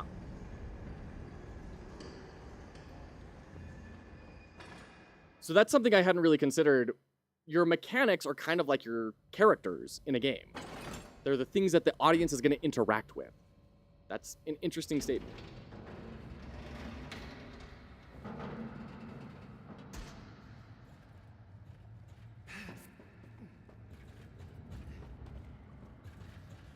Hello? Christ, creepy as fuck down here. Flashlight does nothing. Perfect. This is a great room. I'm very excited to be in this room. There's not going to be any problem in this this. Okay.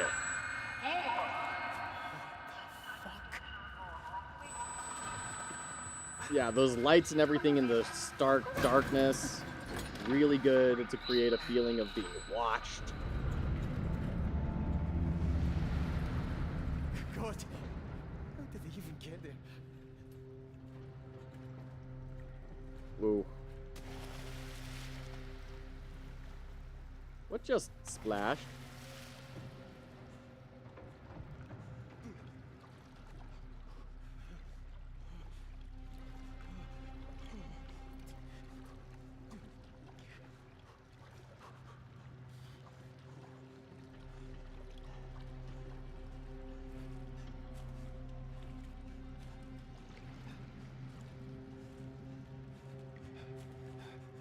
Not a fan of this scene. Not a fan of this scene. I am major claustrophobia, man. And the door shuts behind us. Oh, Christ. Fuck. Oh, is the water going up? Oh, jeez. Oh, gall. So this is actually pretty clever. They're introducing, well, holding right-click, press and hold space to leap forwards. I am doing that. Can I... It's clever of them to introduce more environmental hazards instead of just the monster. If they relied on the monster for every bit of fear, it would get tired and old pretty quick. So all the platforming sections and everything, and now this, they're all to provide a breath of fresh air to make the monsters feel even more scary. Okay. Get out of the water as fast as we possibly can.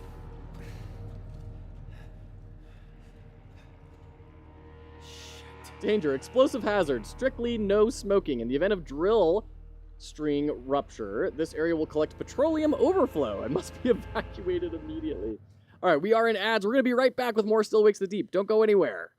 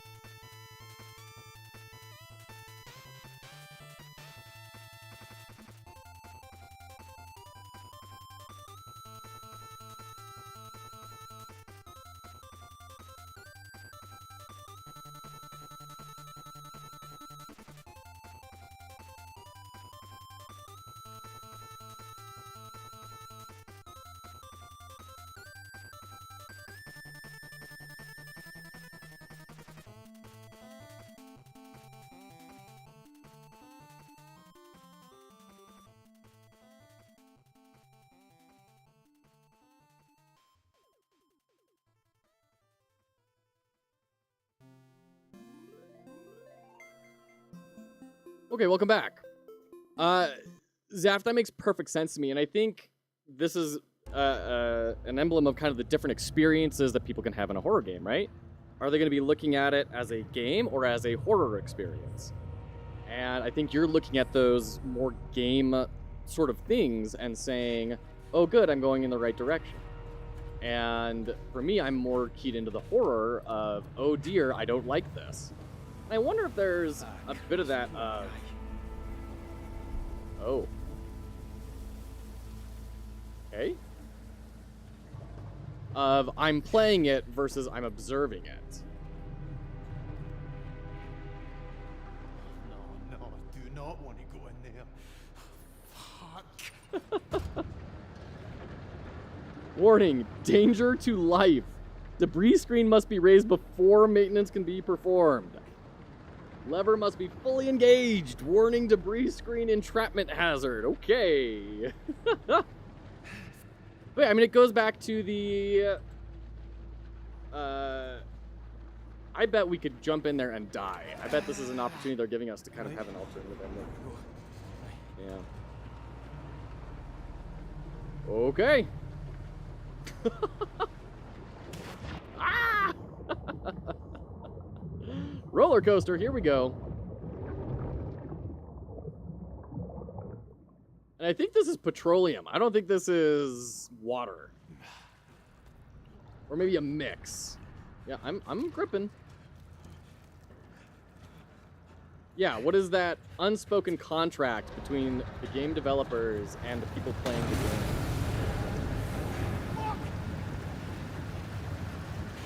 Get in, get in, get in. Oh, open the... Okay, come on.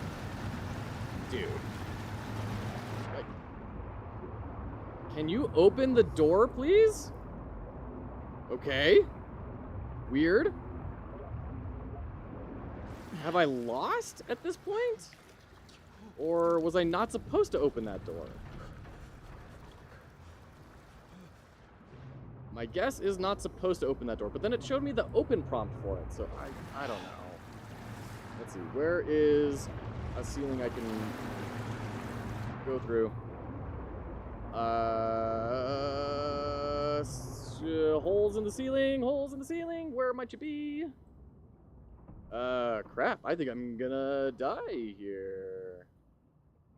Oh, shoot, right over there. Shoot. Okay. Come on, come on. Swim. Right over there. Shoot, man, I'm going all the wrong directions here. Okay, water's right there, bro. You got it. Oh, okay. Woo! Shite, that was close.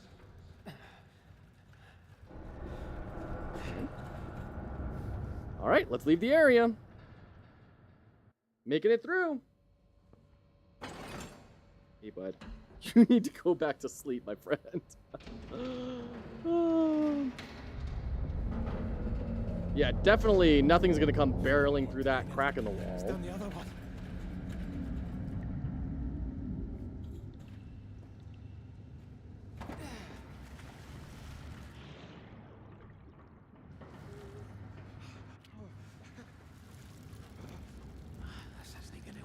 There we go. That's what...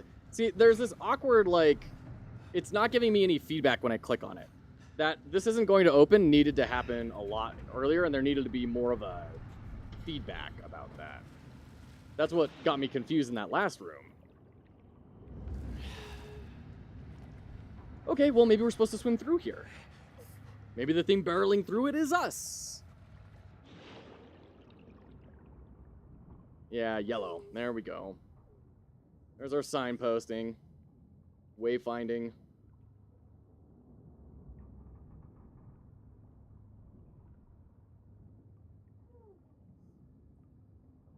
Do we start going up? Is that what we need to be doing? Bright light up ahead. There you go. Once again, good level design, telling the player where to go, creating an effect as well.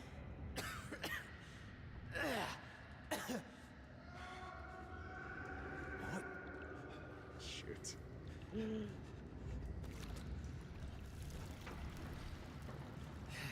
Can I open it from this side? Kind of open the way for myself? No? Okay. No chance. All right, that was a quick area.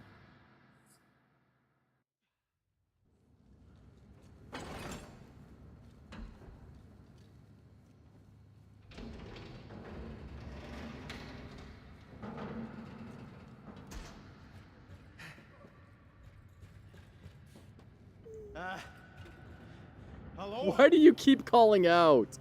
Snowies, yes, we're so ready for the jam to start. We hit 50. We hit the goal of 50. All of you made something incredible happen there. O'Connor. So we're going to be doing, we're going to be doing Undertale blind playthrough right after the jam. I am tremendously excited. Yeah, that's right, Snowies. Yeah, this is not good.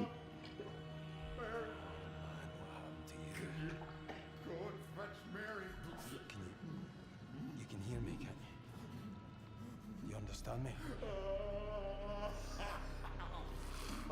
Dude, just kill him, man. Like, I can't help you. I'm sorry.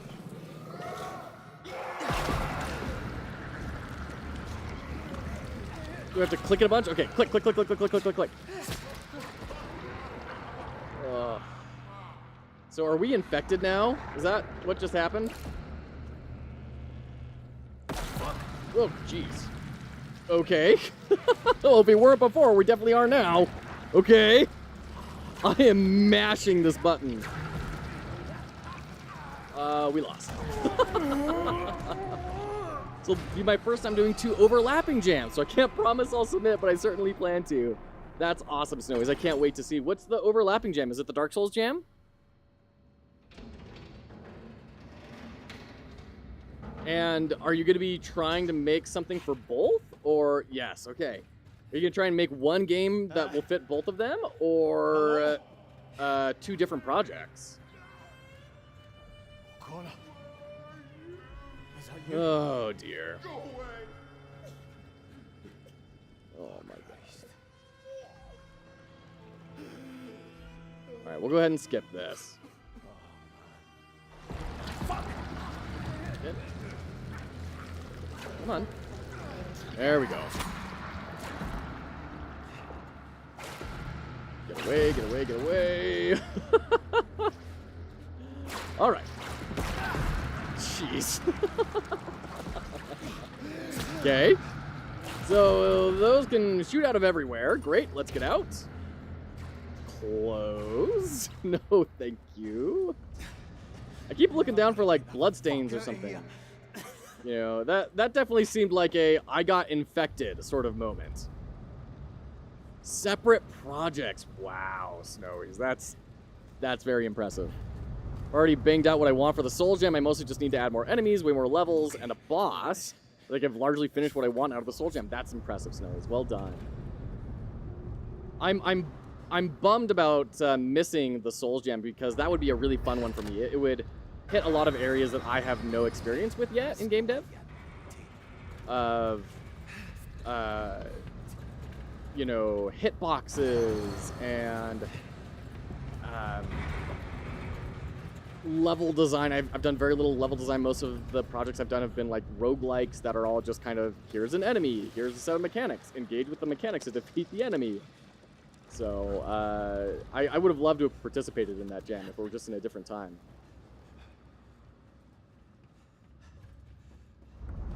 All right. What am I pulling down? Do the winch first. What? Isn't that what I already did?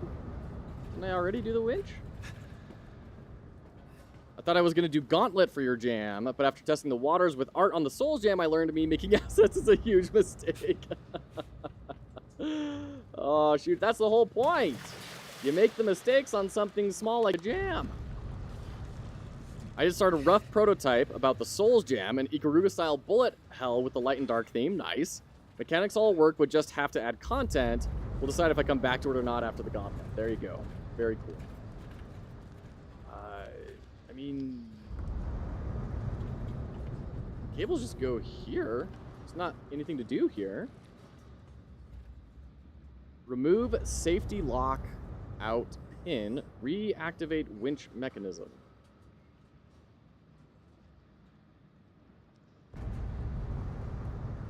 Okay. Where's the lockout pin? I think it was on the big machine last time, wasn't it?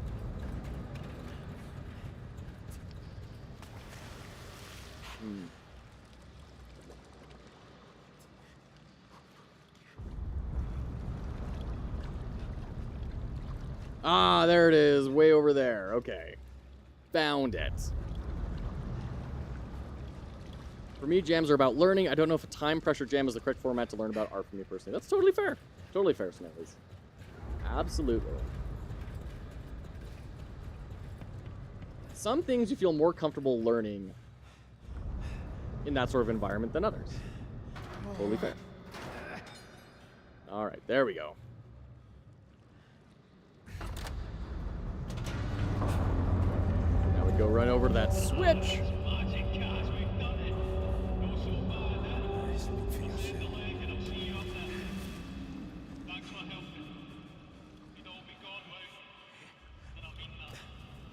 Don't get around in just yet. All right, what are we moving? Oh my, look at all that. That's going to be a fun elevator ride. So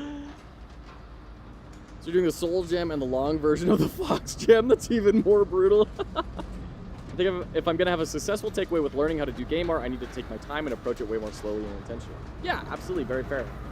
Very fair. Especially if, you know, you're not in depth in art, right? If you're approaching it as more or less a beginner, that's pretty intimidating. You're going to be spending a lot of time on it, right? You're not going to have all the shortcuts built up of experience that you do with development.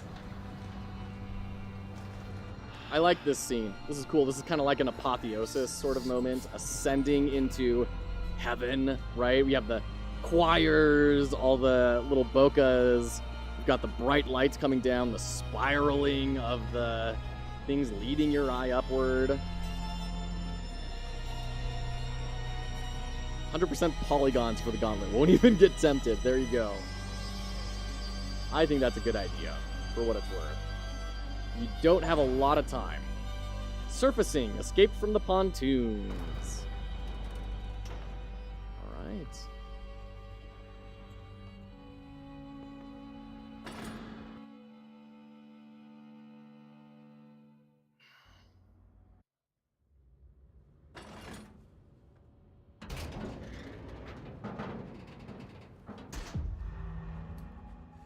Okay.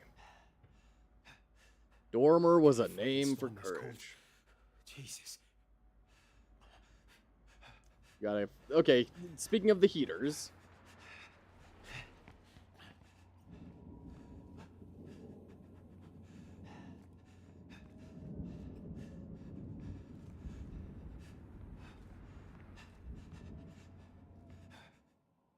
The Trawlermen, from 12 Coastal Poems by Craig Henry Campbell.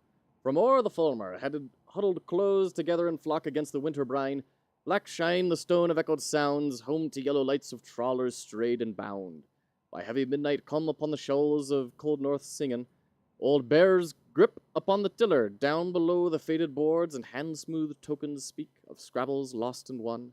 The morning watcher turns her gaze to see, where turns spill the clouds, and her charges slumber on beneath their blanket spun of shingled home. We do not miss you, precious wings, though as we sleep waves break the bow, though storms gather beneath the brow of winter, and woolen gathers now the clouds, and still wakes the deep, and still on we plow. There you go. Wartime is better for me. The Souls Jam isn't over until next Thursday. Doing the gauntlet would have been a nightmare. Oh boy. Oh boy. Yeah. Classic. The boudoir shot right next to the pictures of your kids. Classic men huddled up together in a place with no other access to outside world. Now I just need to find between 7 and 4 polygons I put together resemble a dinosaur. There you go. In that situation, I would definitely stop to read a book. Warm. Jesus. Well, I can't even answer the phone? I need to get warm. Jesus. Well, where? Where are the heaters?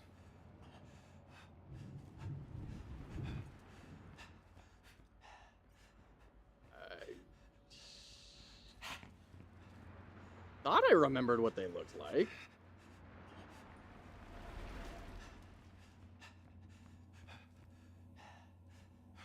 That's a radio.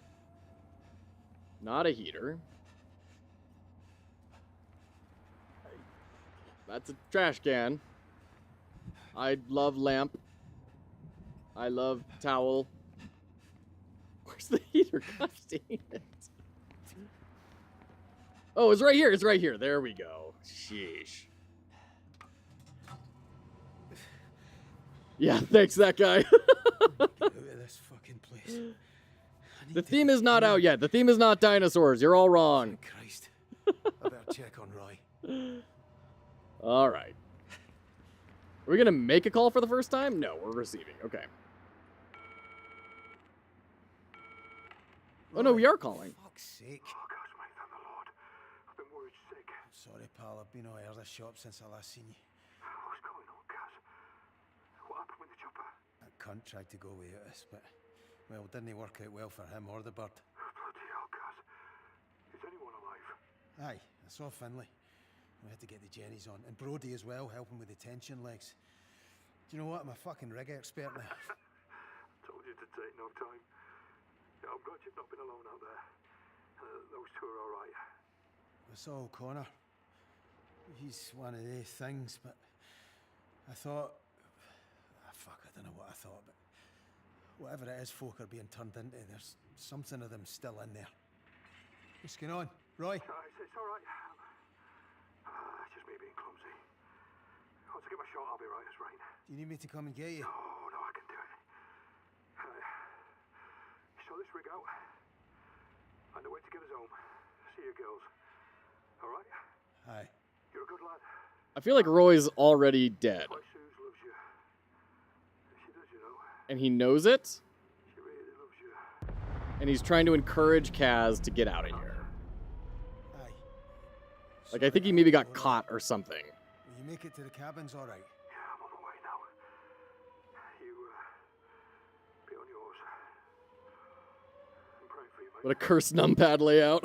Remember, Jesus loves you, Kaz. Everyone else thinks you're a cunt. Right, pal. Afters. Yeah, so the humor is important, right? We talk a lot about dramatic tension cycles for our game analyses. If you stay too high tension for too long, you break. That's why gallows humor is a psychological phenomenon. It is something that we need as humans in order to survive ordeals like this. So give people breaks from tension, and then don't just give them a break from tension, but actively alleviate and introduce an alternative emotion to feel. Look at him. And you will be able to amp up how much horror you inject into your experience. Your blur job on the theme image was not good enough. Listen, if you de-Gaussian blur that, you are going to be disappointed. I promise you. Shit. That's oil dripping and everything. One sparking. Fuck. Next jam, blur out some random unrelated image just to debate us. Don't blur the actual theme. Snowies, why do you think that's not what I've actually done?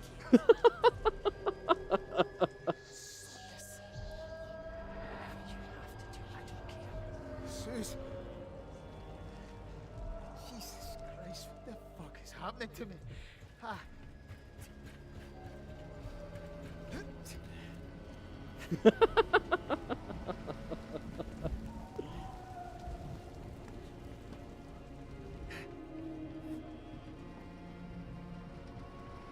See, if I were smart though, I would say, "Aw, man, you guys are so right. I should have been smarter about this. I should have thought about it."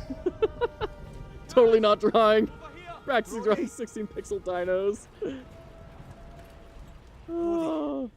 Fucking hell, how you doing? Better than you by the looks of it. Did you see any others? You mean anyone alive?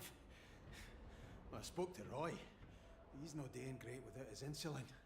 And I've no Lady idea does what protest Finlay too is much. I spoke to her a few minutes ago. She's stuck until she gets past Rennick. Or what used to be Rennick. Feels like everybody's deed or worse. And I don't know about your side of the pontoons, but where I was, the oil tanks are burst, and I think there's a gas leak. I mean, I'm looking for a fucking bright side here. Well, Bright side is the let's cross explosion that that's way going to when kill we come to it, everything. all right? Right now, we have to deal with the stack. That noise! Aye, okay. Alright, the stack. I'm kind of thinking the flare shouldn't be looking like that. No. Main feed's ruptured. It's burning out. It could get worse. And if it does, it could spread to the derrick and cause an explosion. Right, so we're fucked. Again. Not if we switch the flare onto the auxiliary gas pipe. If you go over to the processing quad, I can... What? Have you seen it out there?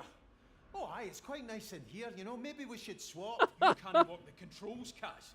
Otherwise I, of course, I'd go myself. Christ. Alright, alright. What am I doing? You need to get there and find the diverter valve, main to the auxiliary. It's on the middle floor, flare side. I'll ignite the stack from here. Right. If I can't do it, then you'll need this. Jesus, I'll be on the tannoy if you need any help. MacGuffin time. That's what the whole thing is. That's what 90% of stories are MacGuffin time. I was actually talking to my dad once, who was a writer for his entire career. And I was talking to him about MacGuffins, and I said, you know, when is a MacGuffin good or acceptable writing practice? Because it feels like almost every story has MacGuffins. And he said the big difference that makes a MacGuffin acceptable or not is if it feels like it makes sense in the world. And if it's just go and find the magic sword to kill the demon lord, and that's the only world building about it and everything, it's not going to do a lot for you. But if you are able to assemble a world, create that verisimilitude, where it makes sense for that sword to be there, and it makes sense for that sword to kill the demon lord, then it's going to be okay. And here it kind of makes sense, although we are definitely getting tossed around a lot. XYZ Valve just... Yeah, it does feel like we're getting tossed around a bunch. We're in heavy maintenance mode, which I guess is funnily appropriate given we are a maintenance electrical repairman. Oh, Christ. But still, it does feel like we're not being very proactive. We're just reacting to things. And I'm ready for the story to take a proactive twist at this point.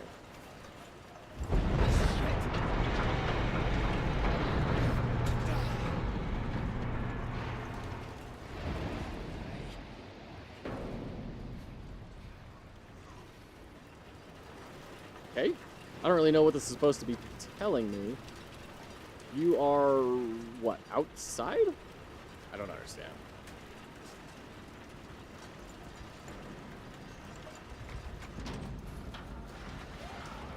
A good writer can utilize real-life physics, design, and layout, whatever, to drive the plot. Sure. Yeah.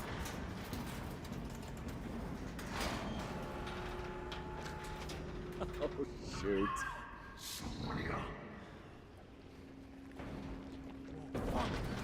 Whoop. Yep. Oh, gosh.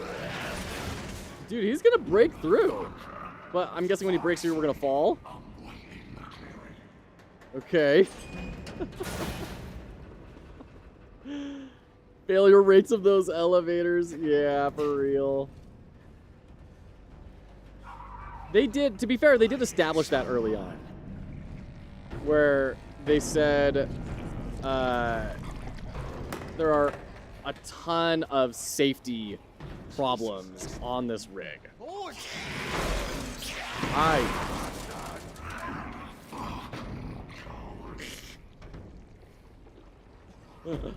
People working on this platform practice their elevator pitch a lot, but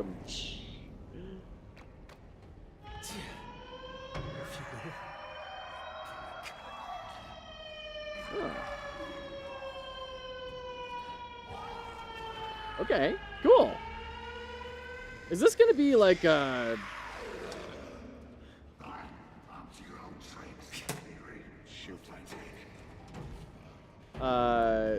Quiet Place sort of experience where they can be defeated by sound? Did I bean him?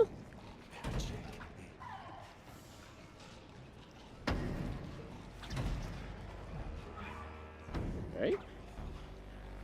There's the valve control. We need to get up there.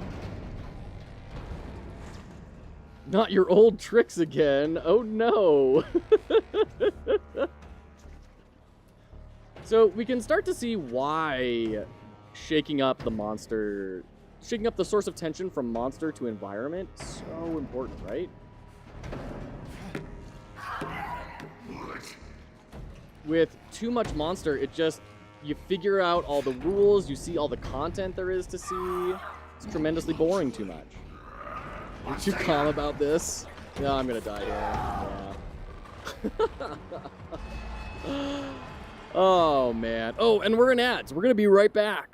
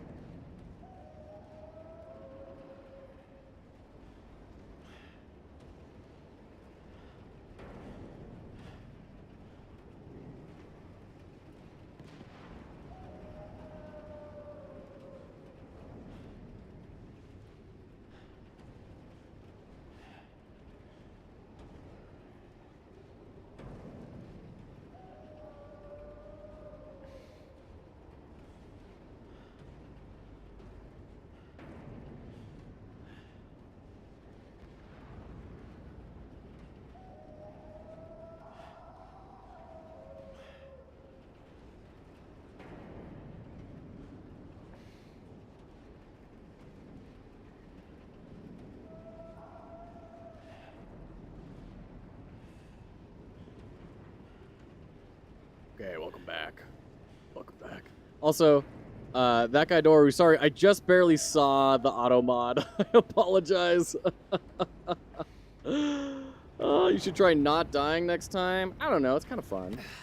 Mine's Insomnia by Stephen King. You know, I've never read any Stephen King. I should. I should read some Stephen King. I've always wanted to get into the Dark Tower series. I think that's the series name, Dark Tower. Hi! Jesus, just... Oh, it's so disconcerting. Those little pseudopods. Ugh.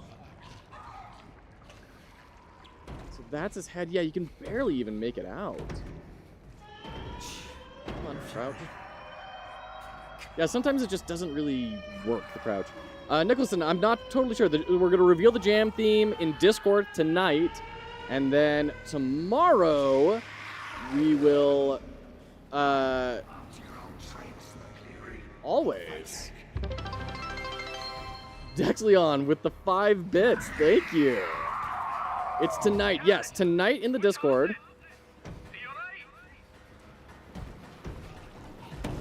And then tomorrow morning in... Well, he's right on top of the fire. He does not care about the fire.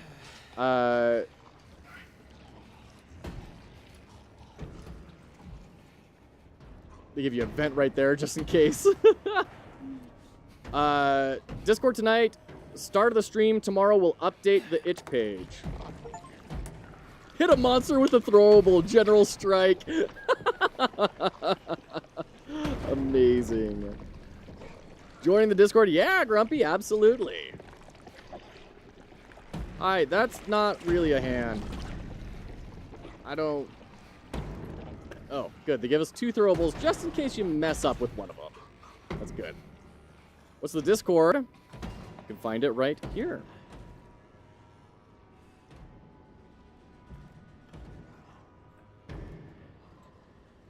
There you go. Okay. So he willingly went all the way over there. I'm going to throw that over there. Just in case he was going to loop all the way around over to here. Thank you. You're so very welcome. This looks like it. Yeah, as a reminder, we did hit 50 signups. So after the game jam and after the awards ceremony and everything, we are going to be doing a full blind playthrough and analysis of Undertale. Very excited about that. Even more tremendously excited to see what everyone makes. From first-time creators to experienced. Oh, nice. I've started the igniter. Give it a sec. Can't he see anything? Of course you can't, because I'm not that fucking lucky. No, it's not working. The gas is poured back to on the rig. I'm sorry, Kaz. I need you to do it manually. It's too dangerous to leave it. You'll have to head out onto the stack and use the relighter I gave you. Fuck. Did you hear me, Kaz? Wave or something so I know you receive it. Prick. Yep, knew that was coming. Godspeed. Oh, shoot. When you say a full, you mean as in completionist? Yeah. I don't know anything about Undertale. I didn't know there was a completionist run. What I meant was we're going to play through the entire thing. But if there's a completionist run, we're for sure going to be doing the completionist run. Unless it's like, I don't know. If it's something like spend 3 months in real life in the game, like a Stanley Parable type sort of achievement, then we might have to kind of think about how we actually accomplish that. But yes. Scotsman. There aren't many 2D horror games I can think of. Jesus, you're fucking joking me.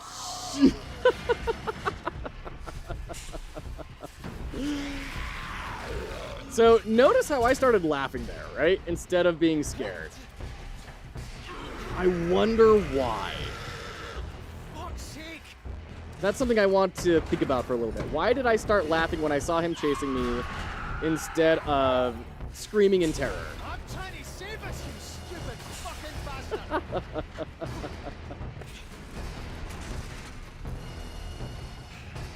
I see him squeeze through there. Jesus. It's fucking full of fire. Is he going up the top? Jeez. There aren't many 2D horror games. Yeah, I mean, they definitely exist, but they're not as common, for sure. They require a different skill set. And doing it in 3D is easier to build that verisimilitude, right?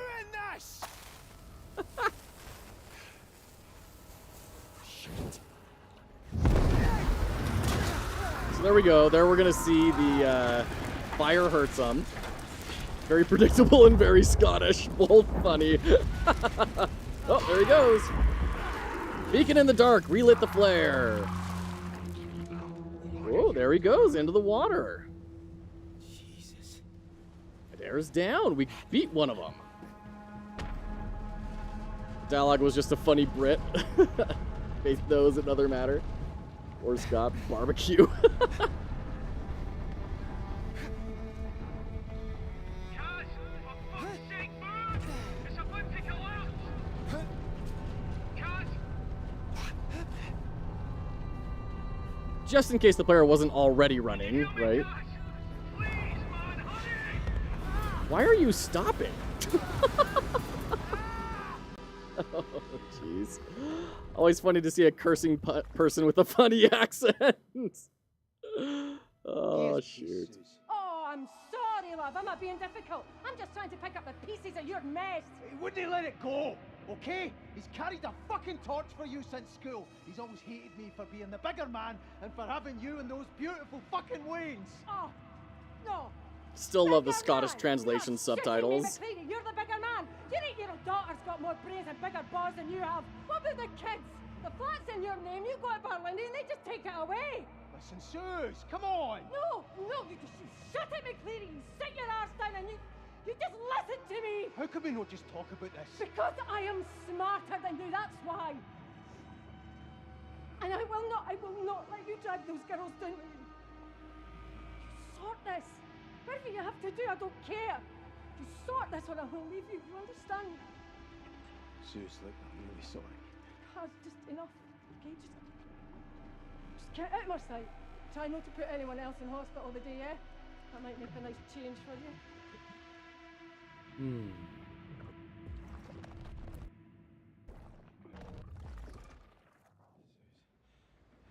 I didn't mean that. Why'd you have to... Suze. Jesus Christ. We dangling Fuck. down. Jesus. Suze. What have I done? Jesus Christ. You bastard. Wow, look at that water. That's impressive. Christ. That is... That's some good water. My God. You make a game about an oil rig where you're going to be clambering on the outside. You better spend a lot of time working on your water. It's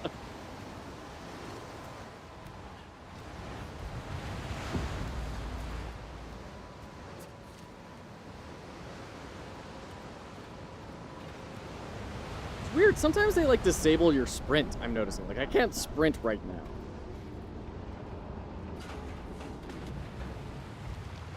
Better than Sea of Thieves, maybe? Maybe. I don't know if it's like really interactable, whereas Sea of Thieves is. What's this fucking stuff to me? You know, like you ride on the waves. This is probably purely visual, but it's really good visuals. No way through. Jesus. Never knew walking simulators can be this intense and dramatic. Yeah, I mean that's the social contract, right? Of entering into a horror game.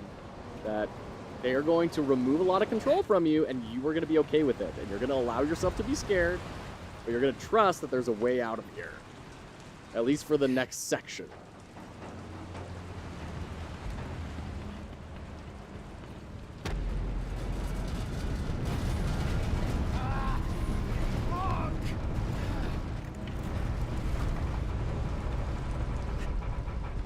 See, now I can sprint again.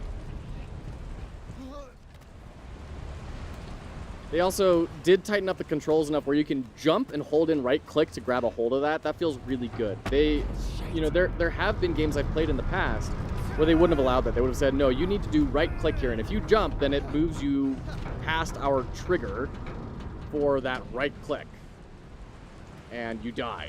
So good on them for, once again, anticipating what the player is going to do and building out a solution for that.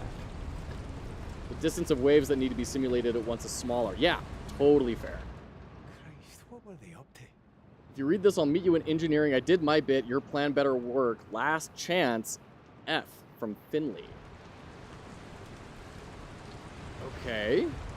So was that written before or after the event? Oh, God. Oh, yeah, that's our friendo.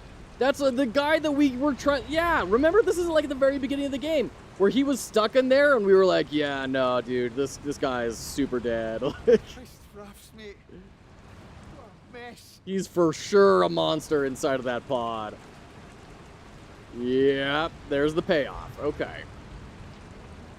F, yeah, for real. Would it be nicer if they gave a reason for not allowing sprint, like if I run here, I'll fall? Yeah, it's a little awkward. I'll definitely say that. You don't prefer using controllers for games such as this? Not for first-person games. For first-person, I generally do mouse and keyboard. Are they planning to sabotage the rig right before this? It's very possible. I think that's what we're supposed to be wondering, right? Was the note written before or after the event? Were they trying to escape? Or, right, did they sabotage something and that's what caused the explosion? Like, it wasn't actually Rennick's fault at all, and it was the workers. Finley, no way through. Engineering is full of oil. We can do this. I don't want to give up. We can get out. We lost Kaz, but we can sort this. Don't do anything stupid. So I think this is post-event. Engineering is full of oil, right? This is definitely post-event. But why is Brody saying we lost Kaz? He's been talking to us on the phone, like, the whole time. And we haven't been talking to Finley at all. I don't remember if Finley's dead or not, if we know that. Is there a subplot of climate change here? I don't know. Not that I've noticed. But maybe they'll bring it in. Finley. Jesus Christ. Oh, she's Finley. Okay. Fuck, are you no dead? I thought I was. You fit to help? Christ, can anything help? Aye, if we can cut ourselves loose and quick like, we'll buy us time, maybe enough. Do we even know if anyone's coming? We've been off radio for hours, so aye, I should hope so. Finley. Good. Let's... Kaz. Oh. Aye, he's a walking greeting miracle. Are we doing this or no? Aye. We float the rig. Oh, so we lost Kaz because he saw me, like, swoop down. Okay. Hopefully we balance We out, thought I was maybe dead. End up higher in the water. I'll need you both in marine control. It's Roy. Hello, can anyone hear me? I'm stuck up inside fucking hotel on the accommodation roof. I don't know how long I can last without insulin. He's up on the roof. I have to get him. No, Is anybody out there? you have to get to marine control with Finley. Please. It's a two-man job and we don't have much time. You think Roy does? Can't I just leave him? I promised I'd get him home. Ah, let him go. Fine. If you want to go, go. But this place is filling up with gas and oil from the drill to the derrick. God knows where else it's leaking to. I can't recommend it. I know, Brody. But I'm going. I have to. Engineering's your I'm glad they're own not backup forcing there. us to make a It's choice flooded, here. So you'll have to swim. It's a long way. Plan each step. And if you're underwater, stay calm. Oh, aye, that's exactly how that'll go. You both know what you're doing, so let's go. Right, yeah, Brody. How's your nerve, alright, McCleary? I'm coming, Roy. All right. I'll find you. Ugh. It's interesting that the pustules kind of have that oil sheen on them. I just noticed that. That's interesting.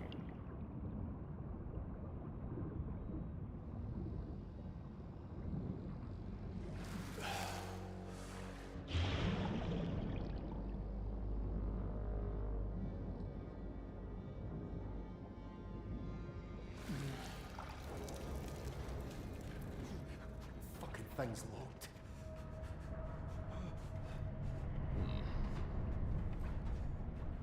Yeah, that doesn't look good. Ah, look at that hand. Ooh, and the other hand. Ooh.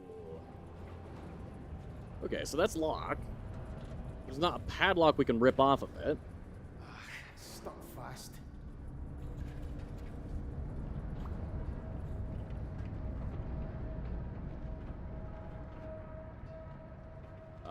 Okay.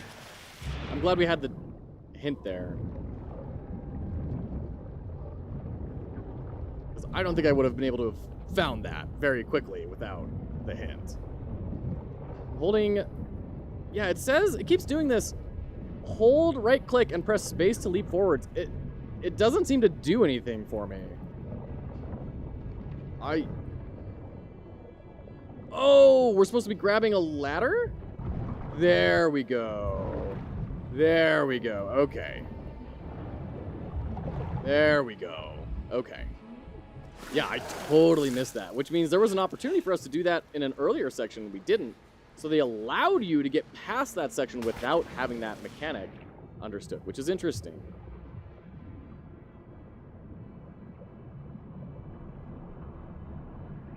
I'm glad they forced it there.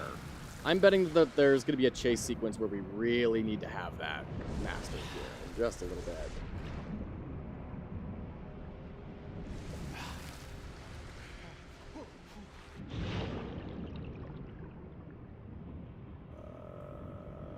Ladder. Okay.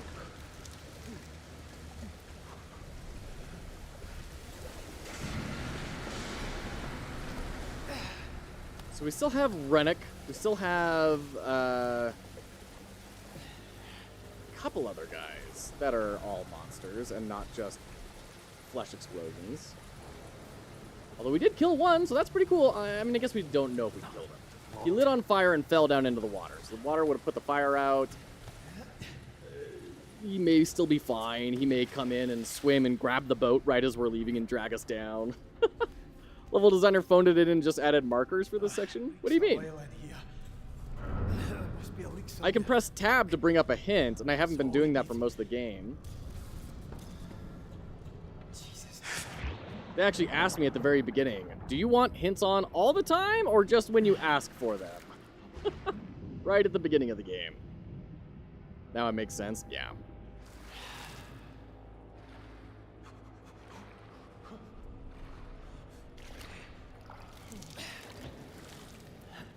Kind of funny that the yellow paint hints just make sense for an oiler. Yeah, and it's very clever, that guy. It's a very clever way to do that. They've also brought in the yellow paint on a lot of things that may not have yellow paint, like around the windows of the helicopter that we climbed a while back.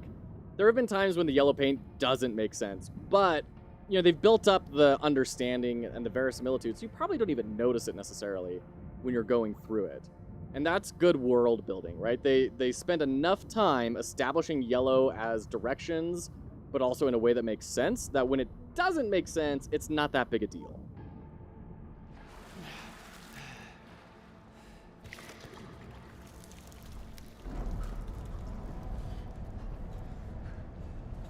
Okay.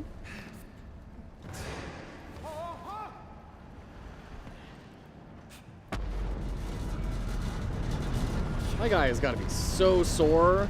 All this climbing and monkey bars and sprinting and adrenaline pumping through his system. Tomorrow is going to be one heck of a recovery day, I guess is what all that I'm saying. Doing a straight up pull up right here. Jiminy. Whoa, grip, grip, grip, grip. I was holding in left mouse button. You're going to make me go through all that again. Dude, don't make me go through all that again. Just reset me. Thank you. No? Really? Okay.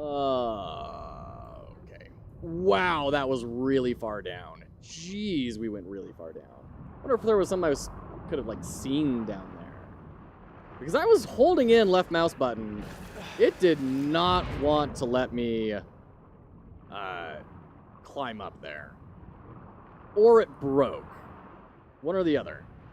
I kind of think it was probably intentional on their part. Oh, I bet I was supposed to jam the left mouse button. Oh, shoot. We've had to do that a couple of times where you, instead of holding, you have to click really fast. And that doesn't really get communicated well enough. Kind of exhausted just watching, yeah.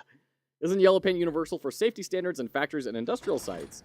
I believe so. And didn't Elon Musk hate yellow, so his factories had all these missing safety barriers and stuff just because he didn't like yellow? I have no idea. It sadly wouldn't surprise me. I would hope not. Treading water. Escape from flooded engineering. The fact that the icon is the same, but it just changes the text between hold and press. Yeah. Come on, keep it together. So, did it say press on that one? And I just missed it? I wonder what would have happened if I had Enough waiting around. actually done it. I think it said nothing? Okay.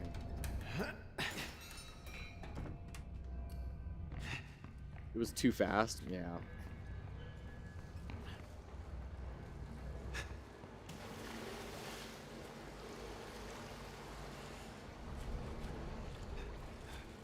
Oh, we're back at the canteen. Must have gone through the roof. Must be a way up somewhere. Man, this is like our 4th time tracking through this hallway? Not another Rennick moment. Oh, it's for sure gonna happen. Of course it's gonna happen. That is some weird shite, man. I feel sick.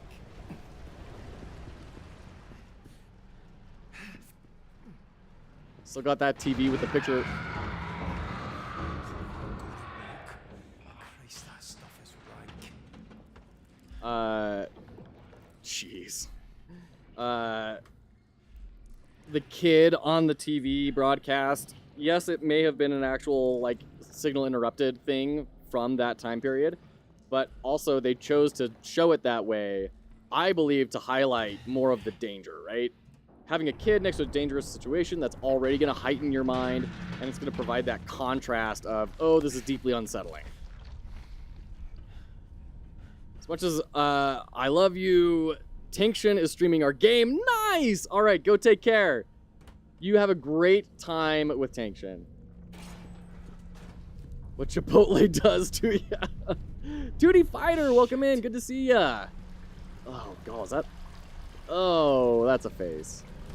Yeah, nah. Like, you for sure want to just get conked on the head and die in this situation. This is not a... Ugh.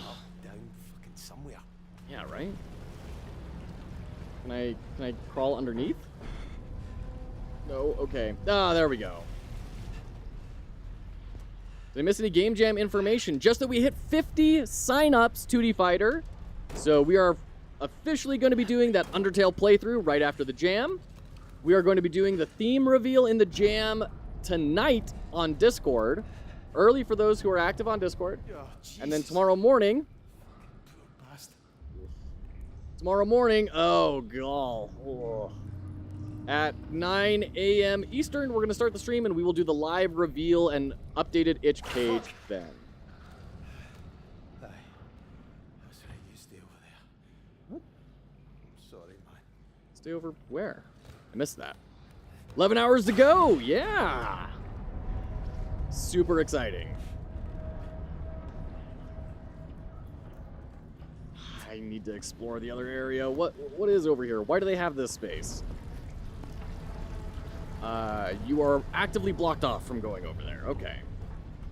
Hey, guy. Looking for your pacifier? Oh, it fell. Didn't even notice. Here you go. There you go.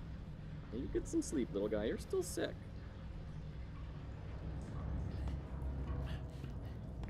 Yeah, 2D Fighter, I saw your submission for your vlog. Super cool.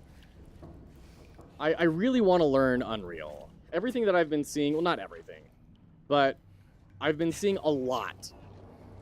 Both from polls that I've run on LinkedIn and discussions I'm seeing online. And, Still up here. discussions with, you know, Oh, Christ. Ah! senior engineering leadership in studios is that... Shoot, run. Someone here. Okay. Hi. Oh, it's you. Can't have what? Can he see me? Oh, he can definitely see you. Just because he has glasses doesn't mean he can't see you. Jeez. Is that C++ is what you should really be learning if you want to be getting into game dev. Ugh. I have to climb. What happened to this guy? No, we haven't seen anyone do that yet. Okay.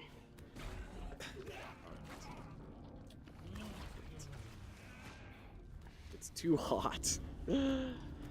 Yeah, so Unreal, C++, or rather learn C++, and Unreal is a good way to get experience with Unreal. Thanks, Prodigal. Let's get that hat on. Whoa. We had a couple fall off earlier. C++ is hard, though. It is hard, though. Yeah, you start dealing with memory management and all that fun stuff. Oh, another one. What the hell? How did they get like that? Oh, jeez. Did Trots do this? Ugh.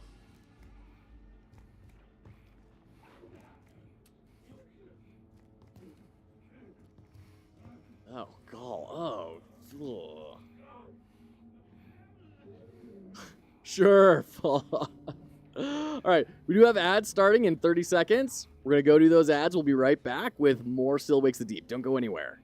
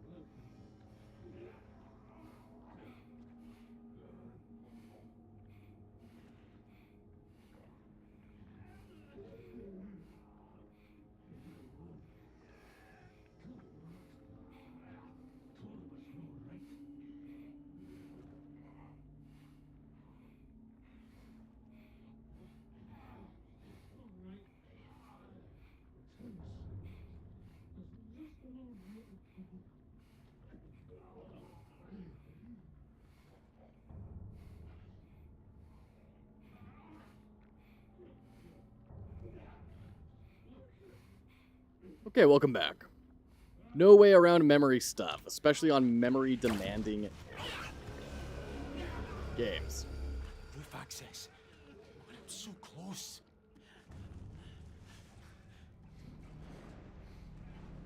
Okay.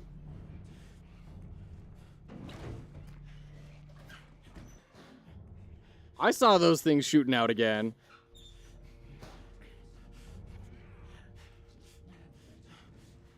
Definitely not done with Unreal. I won't get into C++ until I get the visual scripting. I'm really taking a liking to it. I'm going to try a dialogue system because those are a headache in GameMaker. Yeah, for real. I built a dialogue system in GameMaker. It's a thing. Haven't read a single horror book. You know, I haven't either.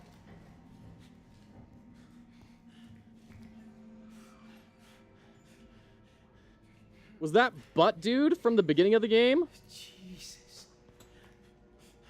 Wait. There's a way up here.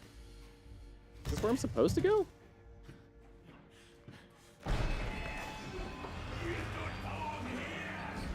Nope. Nope. Nope. How am I faster than he is at this?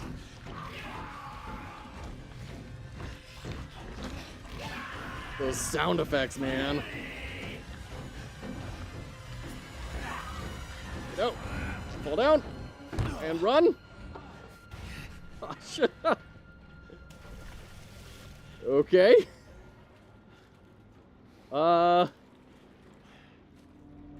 Here we go.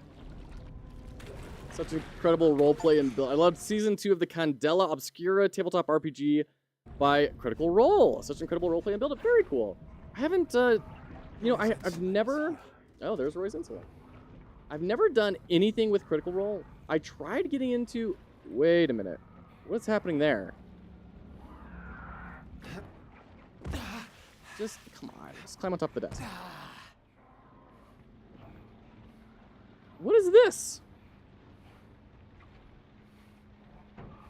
That doesn't look normal.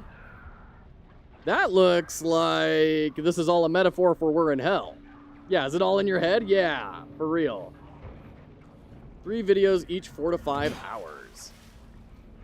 I want to get into Critical Role. I mean, I hear nothing but incredible things. I watched a part of the first episode, and there was just so much noise happening and side discussion that Greased Scotsman sprinted all movement modes and traversals achievement. I have to make it like it was, Kaz? Yeah, see, and then they're shoving our face right in this.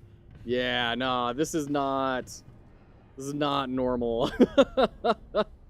We are not in Kansas anymore. Yeah, there was so much side conversation, so much noise, so many players. It was really overwhelming for me. I couldn't follow anything. And it was deeply frustrating. Yeah. Beaufort 11 made it to the roof of accommodation. This is the one instance where yelling makes sense. Every other time, you're an idiot. Jesus, he's moving all the other place. The theme is not dinosaurs. Correct. Correct, 2D Fighter. Christ. Roy! Roy! Talk to me, big man. Come on. Give him the insulin, Roy. bro. Roy, wake up, you prick. Give him the insulin. Please wake up. Wake up, come on. Is it dinosaur eggs? Oh, you bastard. 2D Fighter, get out of here. Don't leave me here. Please, big man, come on back. Christ, don't leave me. Roy, don't leave me. I can't do this, man.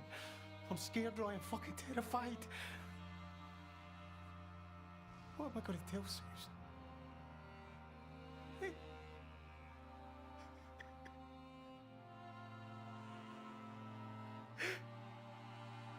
I mean, she's going to fucking kill me, man, you know?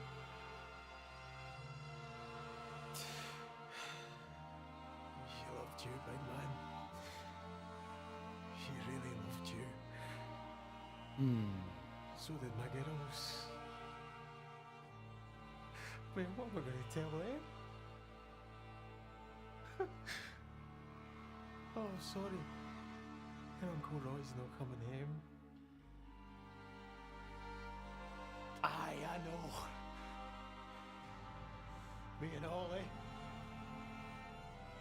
I love this big man, do you hear me? I loved him.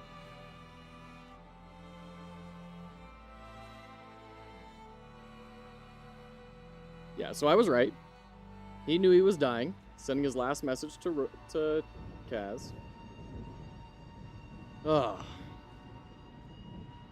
Very roleplay focused RPG system with the dice. The focus is on the players. Cool. I'd be curious to see, like, how different is it from, you know, something like Powered by the Apocalypse system? Who's this? Finlay, Kaz. You got to, Roy. Good. Look, Kaz, the wall's up to admin, so I couldn't get to Marine Control. You need to try and get there from where you are, alright? Jesus. Aye. That English bastard better come and off. You can't stay in that hut forever, no. Kaz? Kaz, you still there? When you're not shouting, I start to worry like. Is Roy making a fuss? Put him on, I'll get him tailed. Kaz? For fuck's sake, what's going on? Roy's no coming. Ah, Jesus. Kaz, did he not make it? I was too late. Fuck. I'm sorry, Kaz. You know, we all loved the big man, eh? I let him down. He was relying on me. No, no. No, you did everything you could. You went back for him. None of this is your fault. It's no anyone's. Look, I'm sorry, Kaz, but we need your help here. We're all fucking going down otherwise. Aye. I want half this fucking rig. Good. Then you need to find a way across the deck, get to Marine Control Room, call me when you get there, and I'll talk you through it. Alright? Right. If only you hadn't stopped to read that book. Terrible. The second season is DM'd by the creator of it, by Matt Mercer? Because it was Matt Mercer, right, that made it? Or was it not Matt? Is it dinosaur eggs or fossil fuel? Is it dinosaurs, but the word dinosaur doesn't exist like The Walking Dead? Oh man, yeah, it's those walkers, you know. It's the terror lizards.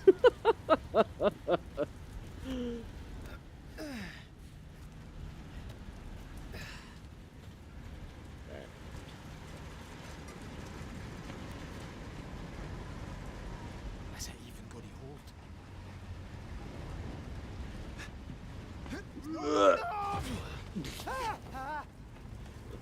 Everything's fine.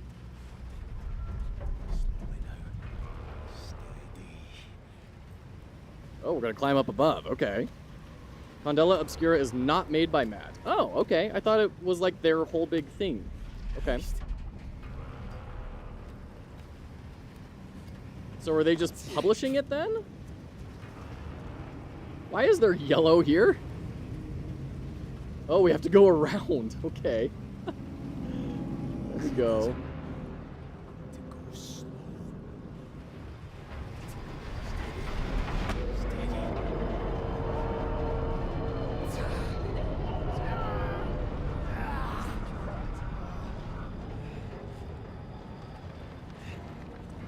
It's a new one. Fuck's sake. So do they have two systems that they're putting out? I'm confused. Whoa, look at that over there. That's a cool little, like a gaping maw, right? Like Charybdis out of mythology. Oh.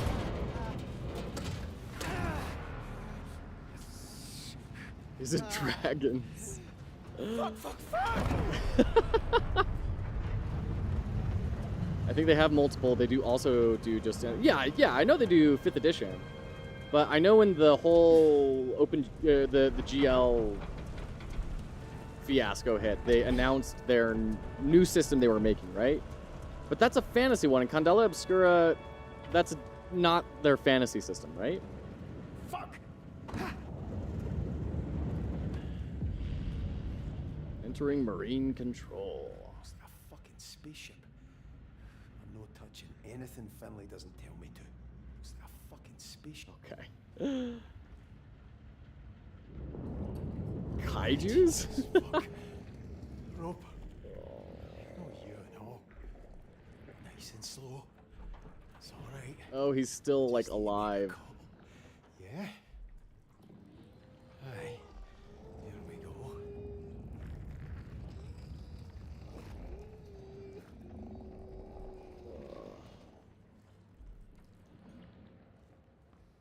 Okay, well, we'll see how long that lasts.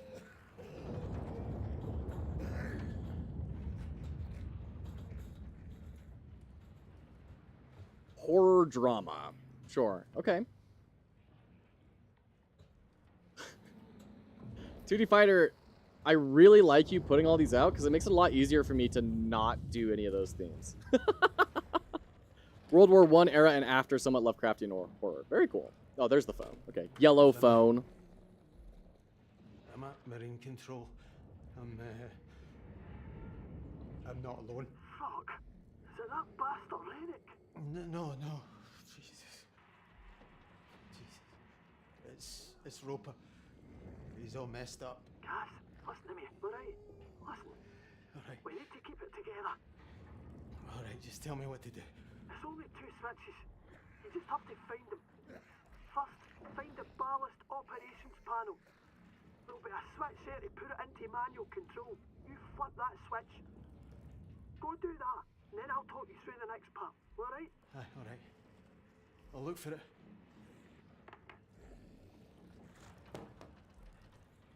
I'm trying to guess the theme. I know you're trying to guess the theme, and I'm saying that these are, Why is it locked? Fuck's sake. You're letting me know which themes not to pick. It's taking a lot of options off the table. Christ, it's way above my pay grade, this. These switches are intended for emergency use only. Tension leg cable controls must be disabled before using these switches. Ensure all personnel have left pontoon areas before using these switches. Alright.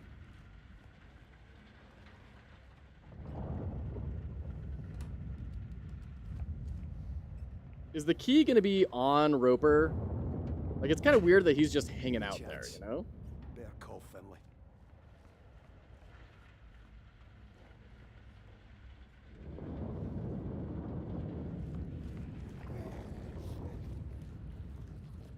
It's locked. Ah, shite. Aye, there's a key. Mere good Well, fuck usually. knows. There's usually... Oh, it's right there. Ha! It's right there. I knew it. Get ready for getting stabbed. It's alright, pal. Here we go. I'll look after this now, alright?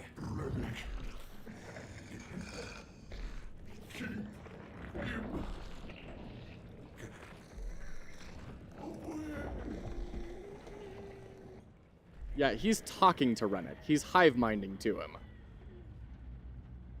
Ugh. Zapped.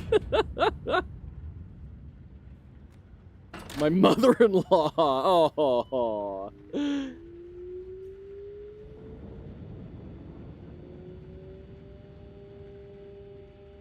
Call Finley. Okay. I think maybe the protagonist just had one too many buckfests and everything on the rig is just normal. Now you flood the forward pontoon, and I mean flood it to the fucking brim. Hold on a minute. The pontoons are already fucked full of oil and gas. This might push it all up to the deck. We don't have a choice. The whole rig could tip over. Flooding that pontoon will at least give us a fighting chance. What about Brody? Is he no down there? He'll be out of there by now. He's done his part. We just have to do ours, right? Alright. Yeah. Put the phone down. Put the phone down. Never mind him. Flood the forward pontoon. Go do the thing. Hang on. You know enough not to, like, waste time at this point, bro. Come on. Flood the forward pontoon. Right there. It's the only one that's all wrong, so they're guiding the player to that. Neat little animation. Someone had to make that. Back to Finley.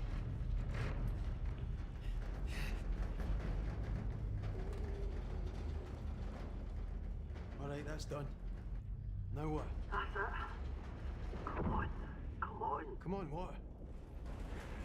It's moving. Did it work? Fucking aye.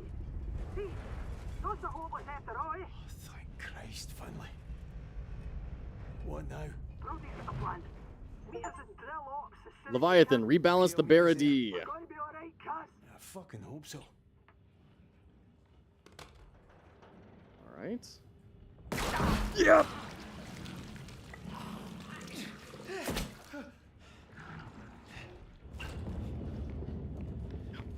Yeah, saw that coming a mile away.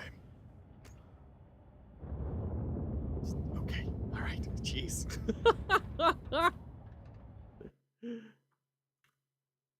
No, it's not summons, come on. Someone just did that. There was a big game jam that already did a summoning as a theme.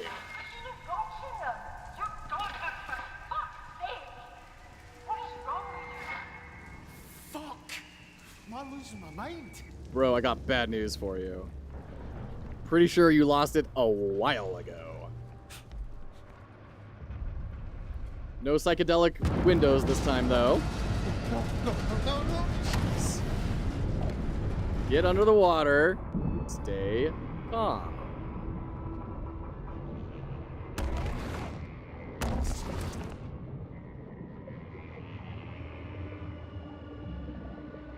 Oh, is he still not contaminated by it? Yeah, I agree. I thought that's what that scene was earlier. Was we get stabbed and then it was like, okay, we're infected now, right? Fuck!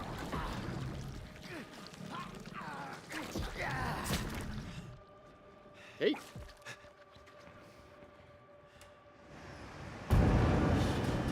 Plot twist, he is the entity contaminating everyone in the first place. That would be interesting. Come on. Florida bottle gators. No? Okay. Shit!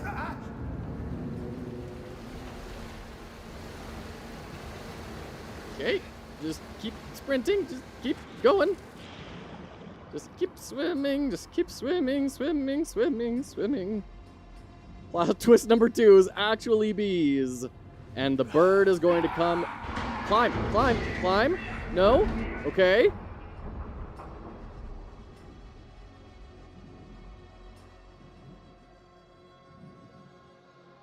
Jeez, the hand. Oh, dear.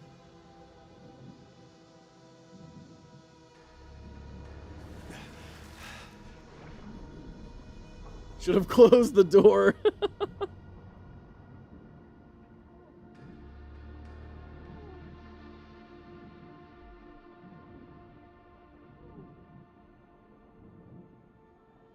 Ugh, sheesh. This is really hard to see anything at this point. Capybaras. It's a fucking nightmare. Okay. Okay.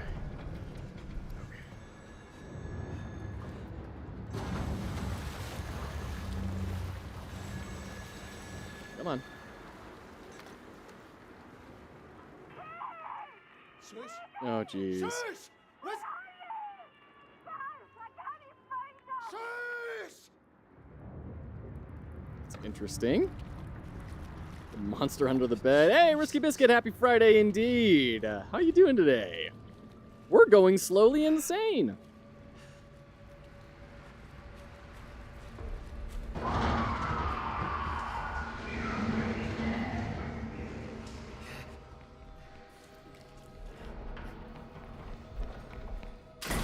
Ah.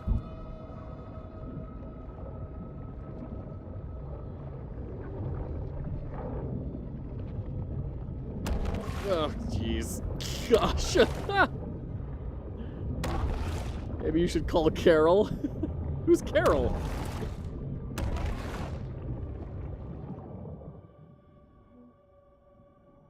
Up, up, up, up, up, up, up. Okay. Jesus. Don't think about it. Don't think about it. Don't think about what? The phone call, or did I not see something down there that the game thought I was gonna have seen?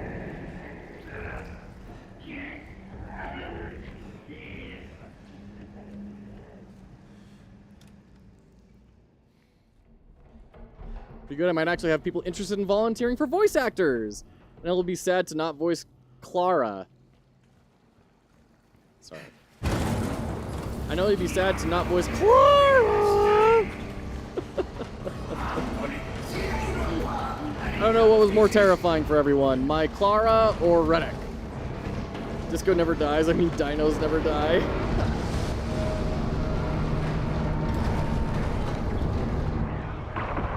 Rennick is choking.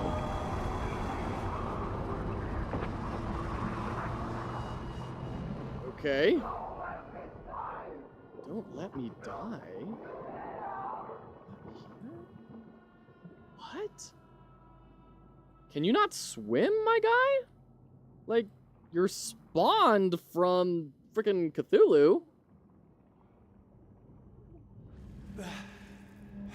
It's weird, there's... Yeah, Jesus. The drowning of Davy Rennick. Defeated Rennick, okay. You rest in peace, you cunt. Christ. I've got to get the fuck out of here. Don't let me die. Not here. What is this mix of the people are still like somewhat themselves. Oh shoot. Sorry, that guy. I just barely saw that again. I'm terrible at the auto mod. I apologize. It's a little over-aggressive. It's Dead Space all over again, Finlay, yeah. Fuck.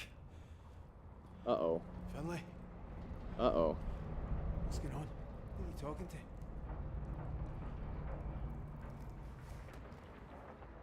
Kaz, you made it.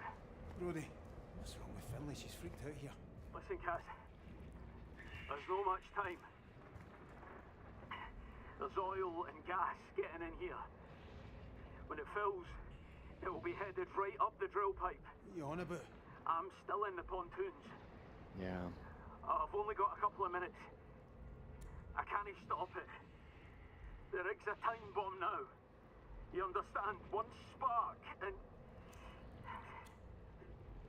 You need to find a way off. Just get back up here and we'll work it out, yeah? I can't do that. What? I can't get back up. Wait, no, wait. I'm sorry. Wait, listen. You're on your own now. I'll come to you. All right? No, you won't. You wouldn't even get halfway to me. The leg's flooded and the gas, it's no possible. You got your dive gear? Aye, but So you can use that? it's oil, Kaz.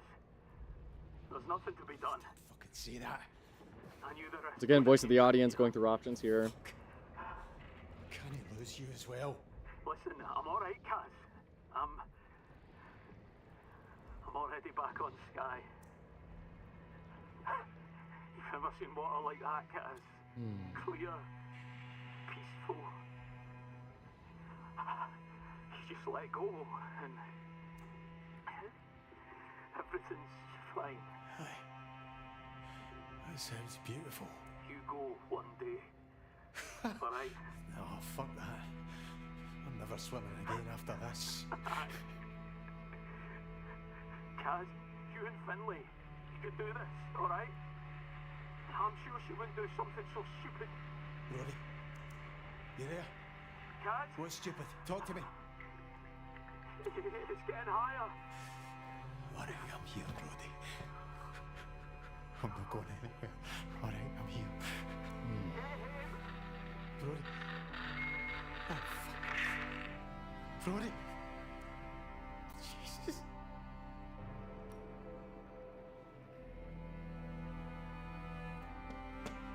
Music shifts. One of the rare times we hear string instruments in the game. Brody.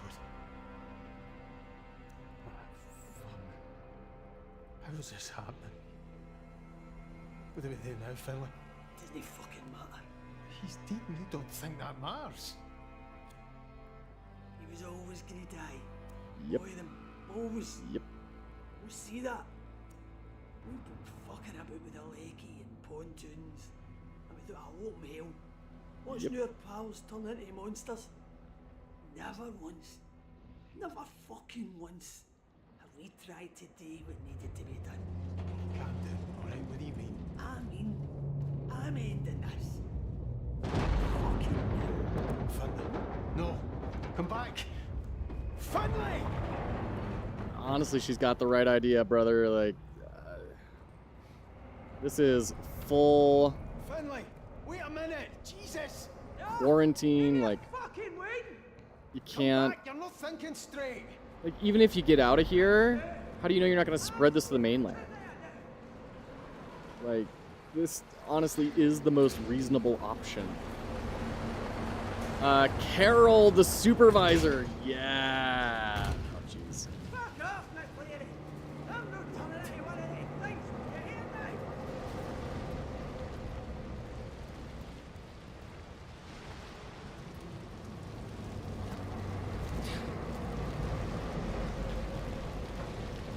Finlay! Jeez. We have to find a way out, come on! Fucking kidding yourself. It's this or nothing. No way through. Fuck! Here.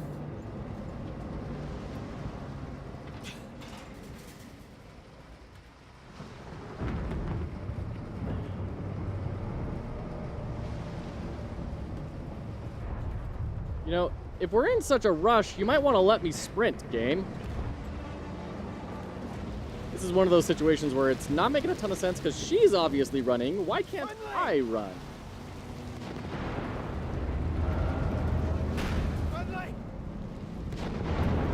Oh, jeez.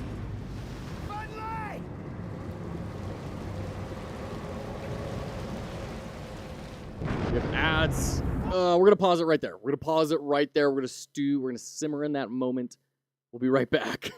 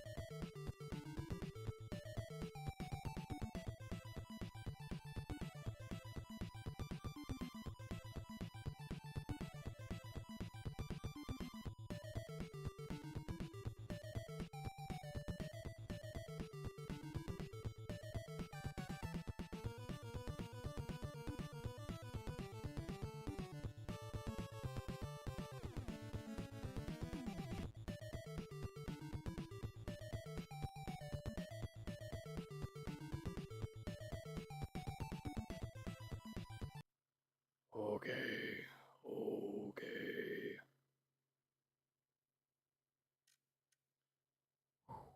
Hey, Quantic. Good to see ya. Favorite dinosaur-themed jam after this one? Alright,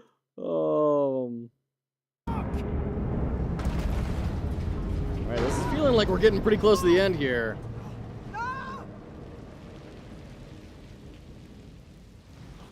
Jesus, Finley. Fucking hell. Guys, I'm here, Finley, I'm here. guys. What is it you hear? Man, when it's close. Yeah. Who do I hear? Just made you a Christmas card. You're my wife.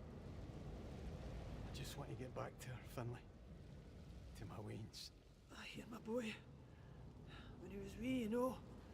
I hear him now. Kate. I'm thinking Kate. He's singing. We're not seeing him again, Cass. There's got to be a ship coming. You said it yourself. Christ, Cass. We don't want him coming. Jesus! I'm sorry, Finlay. I don't know what to do. Lighter. We've got to face it, Cass. What do you mean? Ah! We can't get back. We can't. But I can. What? It's no going to stop with us. Fuck's sake, McCleary. For once in your life, be brave.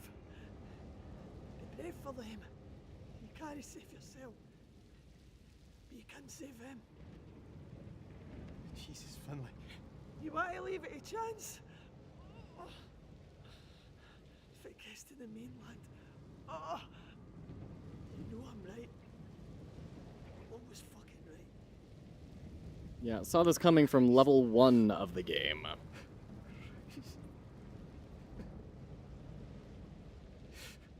All right. Aye, all right. For them. Sorry, it's been so hard.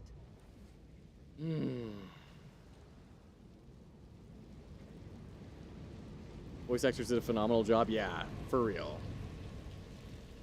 There's no winning with Eldritch Horrors. No, you don't mess around with Cthulhu. As soon as Cthulhu appears, you nope out of there. If you can't nope out of there, you do the best you can to contain it. That's all you could do. Just stop the spread as much as possible. Bonus points if you can let people know it happened.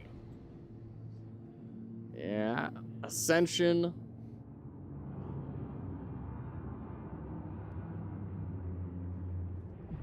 I think that was the slide that we fell down earlier in the game, and it laughed at us. The horror sings, entered the derrick.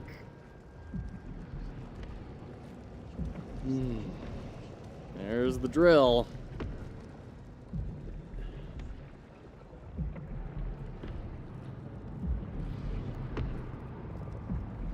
God almighty. Poor Cthulhu only wants to make friends. Christ. Well, you know the drill, but no, you never had a chance. Not in the slightest.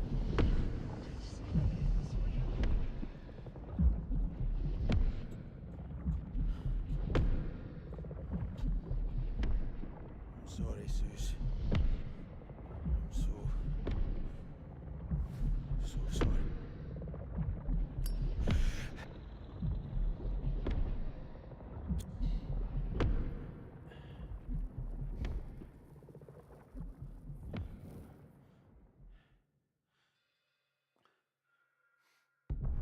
It's gonna knock us down, right?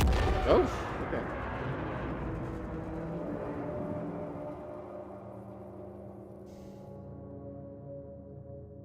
Feels like you're about to fight Aku. Yeah, good job, Kaz. Way to step up, yeah. This is him finally taking responsibility. You don't recognise me, do you? No, sorry, love.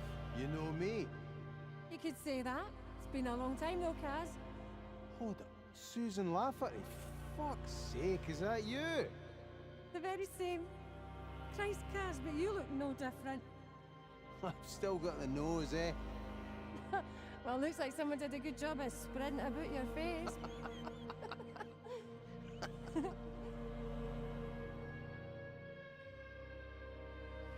Oh, the big man a drink. Jesus, Kaz. Because I really want to be thinking about Roy right now. He looks after me. He fucking adores you, you know. Well, I am easy to love, Cameron McCreary. Yeah. I'm finding that. Shut it, great Suki Jip. I do though, Sus. I fucking love you. I love you more than anything in this whole world. Do that bomb pop. Well, you're not so bad yourself, all things considered. Marry me. You what? I'm serious. Marry me. We'll make beautiful wains. Oh, we're swimming. I We're want seeing to our spend my hands whole now. life with you.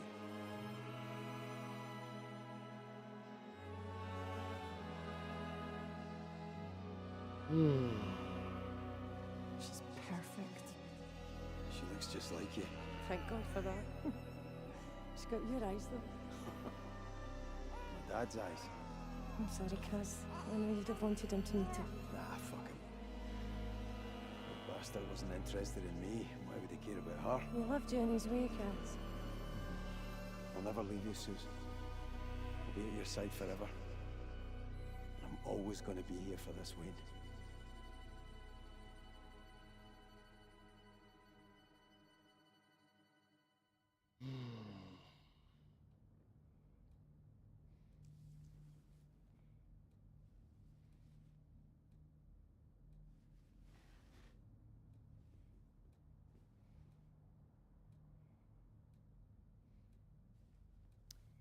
Cubus, we lit a lighter and dropped it into the oil.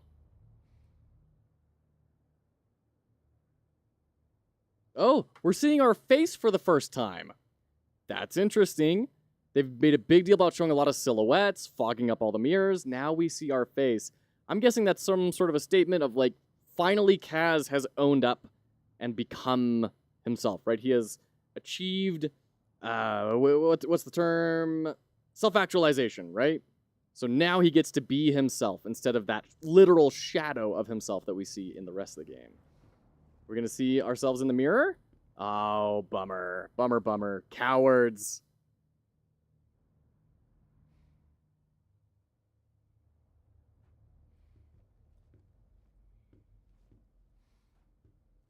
Well, that looks like what we've been wrestling with a little bit. Better off being gone than living with wallpaper like that. Kaz was a vampire the entire time. Tell him I'll be back for Christmas. Plot twist number 3. You're a vampire. Sorry, Suze. Oh, dear. You got it. Thanks, Mothman. Oh. We're not falling. Floating along. I'm sorry it's been so hard. Just wanted to send you this. To say we'll get through it. I know we will. Just take care out there and bring my beautiful big gallus man back home in one piece, okay? I miss you and I love you. And the girls miss and love you. I'm still raging at Roy, but he's a good man and I know he'll look after you. Whatever happens, we will be all right. We can weather this. Despite all of her yelling about, I will Just wanted leave to you if say you do that to this. Gaz. To keep you safe and close and make sure you know to come home to us. I love you, Cameron McCleary. Be safe out there on those waters. My man. My love.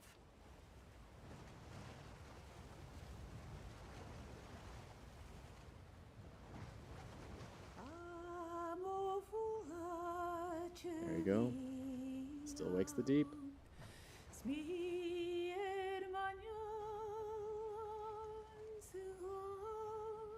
The real happy ending is the monsters we met along the way. Oh my goodness. That was a really cool experience. That was a really good roller coaster. You know, it's definitely very different from the type of things I normally tend to play. And I'm glad I went through it because it showed me a lot about an entirely different side of the industry than what I engage in. Quite a quality spike in the end. What kind of quality spike you mean? Like in the narrative?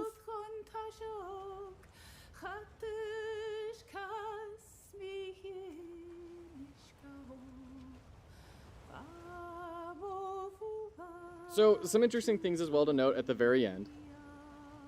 Guess I have to rewatch that. Yeah, it was a really good game. It was a really good game. They did a really good job.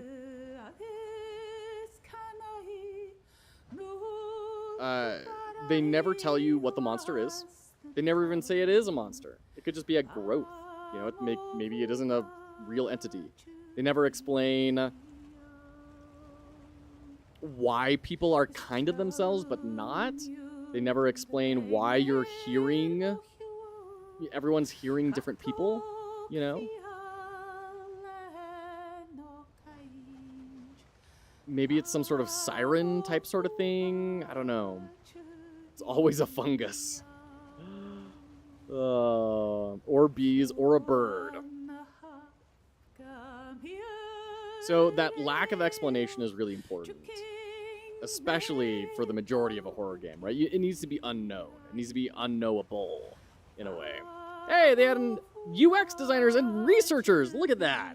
See, all those cool UX things that I was saying, that was those 3 people right there. I love this studio. They hired researchers. Good for them. In the rig, a TV program that this is so close to, it was a fungus. There you go. Classic Eldritch horror. If you understood it, you'd go insane. Yeah.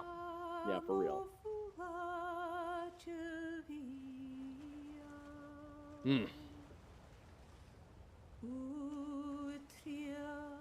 I do want to say, I called the ending of this game in the first, 5 minutes. Knew exactly what was going to happen.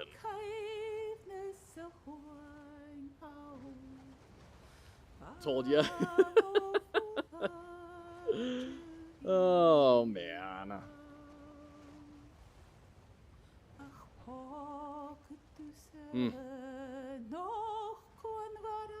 So what are some things we can learn from that? I think in fantasy, especially, we're in an era, thanks to Mr. Sanderson, who's a neighbor of mine. Not a literal neighbor, but, you know, he's in the same rough area. He lives with the rich people. I don't live anywhere near over there. But thanks to Mr. Sanderson especially, and Tolkien and everything, we live in this era of really hyper-specific, not realist, but hyper-explained, everything has to make sense type sort of a world. And I think this sort of a thing shows that not explaining things, but maintaining a consistent rule set that you do not communicate to the player, that can be pretty powerful. It's what Groundhog Day did, right? They had a consistent rule set. He wakes up every day, same time, same place, no matter what happens. That was the rule. Nothing he did could change that. And we didn't have to know why it was happening. It was just enough that it was a consistent rule set. So make a consistent rule set for your world, and then don't tell people why it is, but show them lots of instances when it happens, and you can create a feeling of a world. Still not sold something like this benefits from being a game? Tell me more about that, Saft. I learned not to work on oil rigs. You were really considering it before this, right, Quantic?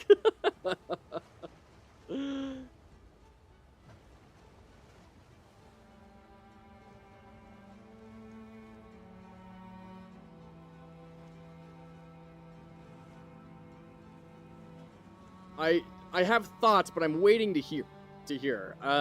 Oil rig jobs pay really well, from what I hear. Yeah, that's my understanding too. It is rough, dirty, dangerous, distanced work, but they try and make it worth your while. I feel like the narrative is good enough to be a decent movie in animation? Sure.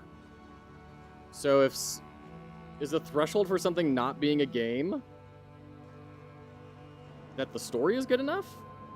That's because you regularly have to deal with Cthulhu. Oh, Cthulhu's waking up again. Oh, throw some of those ancient tablets down there. And controlling the character through lame gamey sections just attracts. The gameplay doesn't add to the story. I can see what you're saying there. I think that's debatable. Just say I discovered submechanophobia. What? I think that's debatable, you know?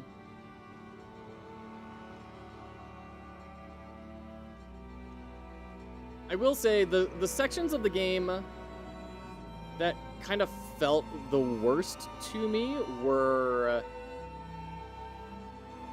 the arenas where you'd be hiding from a monster, right? Those inevitably were kind of slow and boring and, you know, just kind of like, okay, what's the right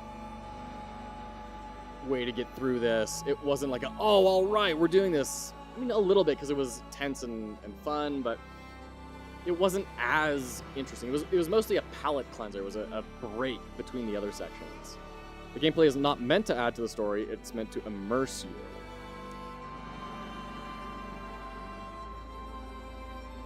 I mean, I definitely think it achieves that, and I think there is a lot to be said about that. Does the gameplay add to the story? Because ideally, the mechanics should reinforce, right? In a perfect world. And I guess, what is the theme of the game? The theme of the game is taking ownership over your mistakes, and we see that all over the place, right? Kaz is running from the law for a problem that he made, and he was breaking a promise that he's always going to be with them.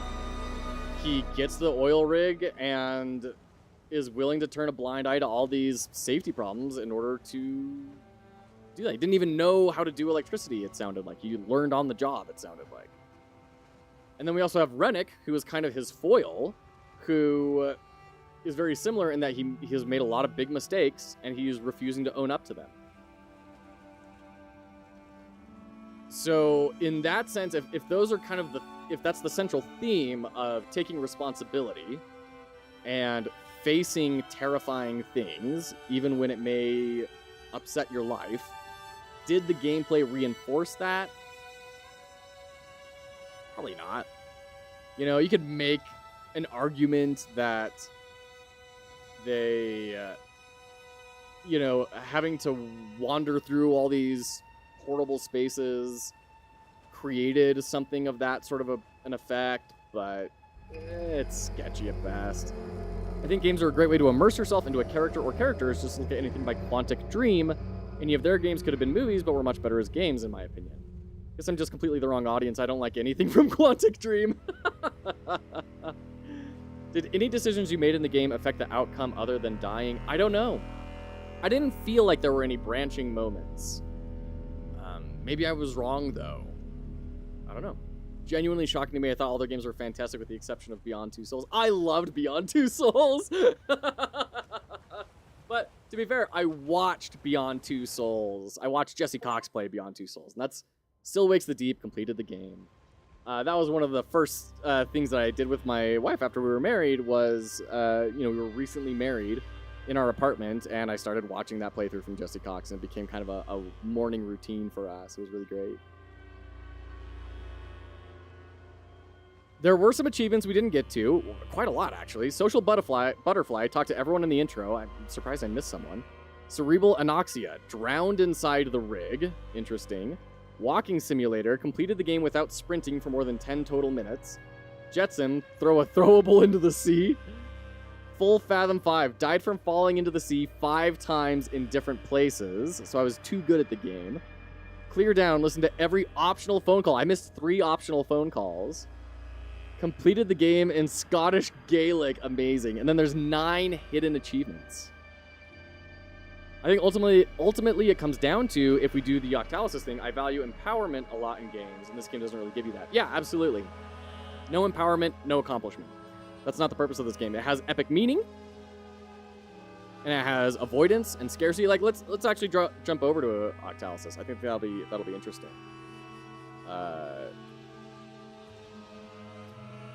That's weird. Here we go. There we go. Right, get the right scene. Definitely do go follow courtesy of Endo, though. Let's grab Still Wakes the Deep here.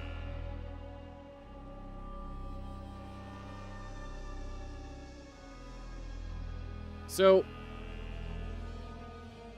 what Still Wakes the Deep does, epic meaning, they try and drive that home really hard right out of the gate, right? Like, you are a family man, you're supposed to care about him. Empowerment, next to nothing. Social influence, yeah, I mean, it's a horror game. So you're gonna want to share it. You're gonna want to watch people do it, right? You want to see them get scared. I would say this is why this one does feel too movie-esque, is that there's no real choices or player agency. It's fair. Game reveal still happening on stream or just in Discord. Also, time to try the new game analysis model. Yeah, Cubus, that would be fun. I need to actually read through it. I haven't read through it in detail, so I don't want to quite bust it out right now, but that's a good idea. So we're doing the Discord tonight, and then 9 a.m. Eastern tomorrow, we'll do it live on the stream, and we'll update the itch page. Live on stream. Probably the distinction between movie and game for me. Empowerment and accomplishment. I can see that.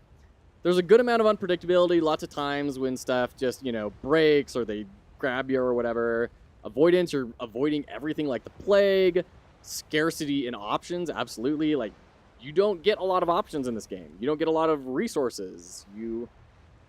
I mean, we could go a little more in depth into scarcity and break it out into the different gameplay sections, right? Because when you are hiding from the monster and you're throwing stuff around, they scatter that place with throwables pretty well. Ownership, my version of the game is the same as everyone else's version of the game. An accomplishment, not a whole lot. It's a bittersweet accomplishment at best, but 9 times out of 10 in the game, 90% of the game, 99% of the game, you're down here. You're just struggling against the inevitable. And at the very, very end, I think you're supposed to feel like, yeah, good job, Kaz, you did it. But it's hard to feel that way when you're not really doing anything. You know, this is just the story and the way it plays out. So that's a little difficult. So you have this weird shape here, which is super bottom heavy. And I'm curious how other horror games would map. Would other horror games have that same sort of experience? That's probably, yeah. So if you're a gamer that really values these top 2, you're not going to have a good time in most horror games. Or most narrative games. I was gonna be walking around and doing things. What is going on? Something is playing that shouldn't be playing, and I don't know what it is. Courtesy of Endo is... Let's do it. Where is courtesy of Endo's stream on my computer? What is happening? Look, fam. What is up? What is up? Where is this tab? Headphones in. Hold on. Give me 1 second.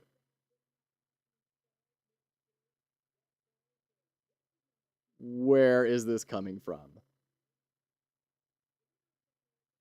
Where is this coming from?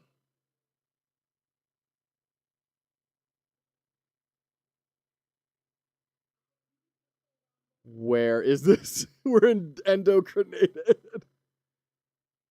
What if I delete this? Okay, I figured it out. OBS was set to capture the browser source for the game show stream. So it was running it in OBS, not in a browser. That's why I couldn't find it. The evil octagon. So, there is an interesting statement here. Octalysis. The creator kind of maps the different regions of this to different things. And I'm curious what this would kind of come out to in his opinion. If we go to the website here, come on.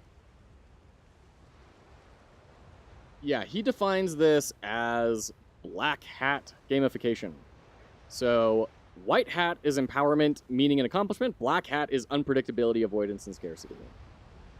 Did you finish Still Wakes the Deep? Yeah, Alex, we just barely wrapped it up. So we're going through and doing an Octalysis analysis right now and kind of looking at why some people in the chat are feeling this wasn't necessarily a game, that it should have just been a movie instead.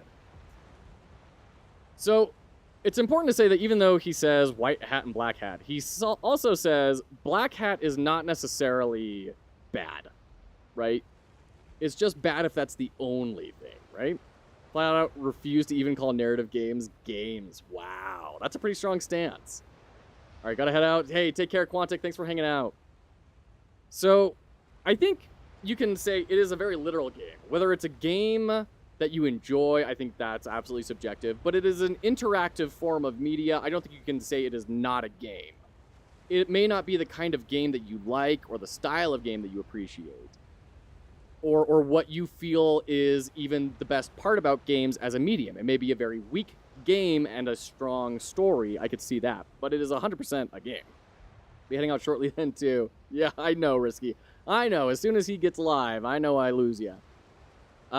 Just because something is black hat doesn't mean it's necessarily bad. These are just motivators, and they can be used for productive and healthy results or malice and manipulative ones.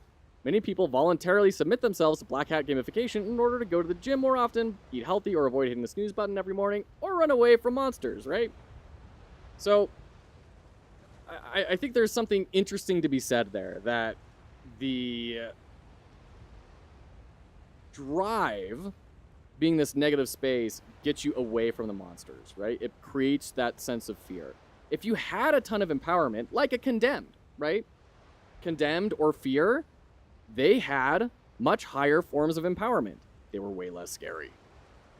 So I think that's kind of where it gets to for me, is in order for a horror game to be in this genre of horror, it needs to be low on empowerment. And then if you don't have very high empowerment, I don't know how you have high accomplishment in relation to it. Maybe there's a way that would be an interesting design challenge. How do you have something low on empowerment and high on accomplishment? I don't know. They feel really intrinsically tied together to me. Meaning pulls it a little bit wide, though. Yeah, absolutely. And I think that's what he's saying, is that in that Octalysis discussion, that, you know, going to the gym, getting healthy, that's pretty high epic meaning, right? It's a big thing that separates pre-2010 horror games from those after it, is empowerment. Interesting. I'd be curious to hear your take on that, Risky, because there were definitely a lot of pre-2010 horror games that, while not necessarily walking simulators, were also very low in empowerment. I mean, Silent Hill, for Pete's sake. Yeah, you had a gun, but like 9 times out of 10, you were just running past things. So I'd be curious to hear what you think about, what your thoughts are on that. When will I announce the theme? It's going to be tonight on the Discord, later tonight. I don't have a time for that. It's just going to be when it's ready. I've got some stuff I got to go do. It may be a little bit late in the evening. But then, tomorrow morning, 9 a.m. Eastern, we'll start the stream and we will do a live update of the itch page, live reveal of the theme, and we'll just start diving in on my project. Outlast, in my opinion, spurred the non-combat horror genre. Interesting. I can see that. Outlast was a really big splash in the ecosystem, right? Hey, Simon Game Dev, good to see ya. So I can definitely understand that from Outlast.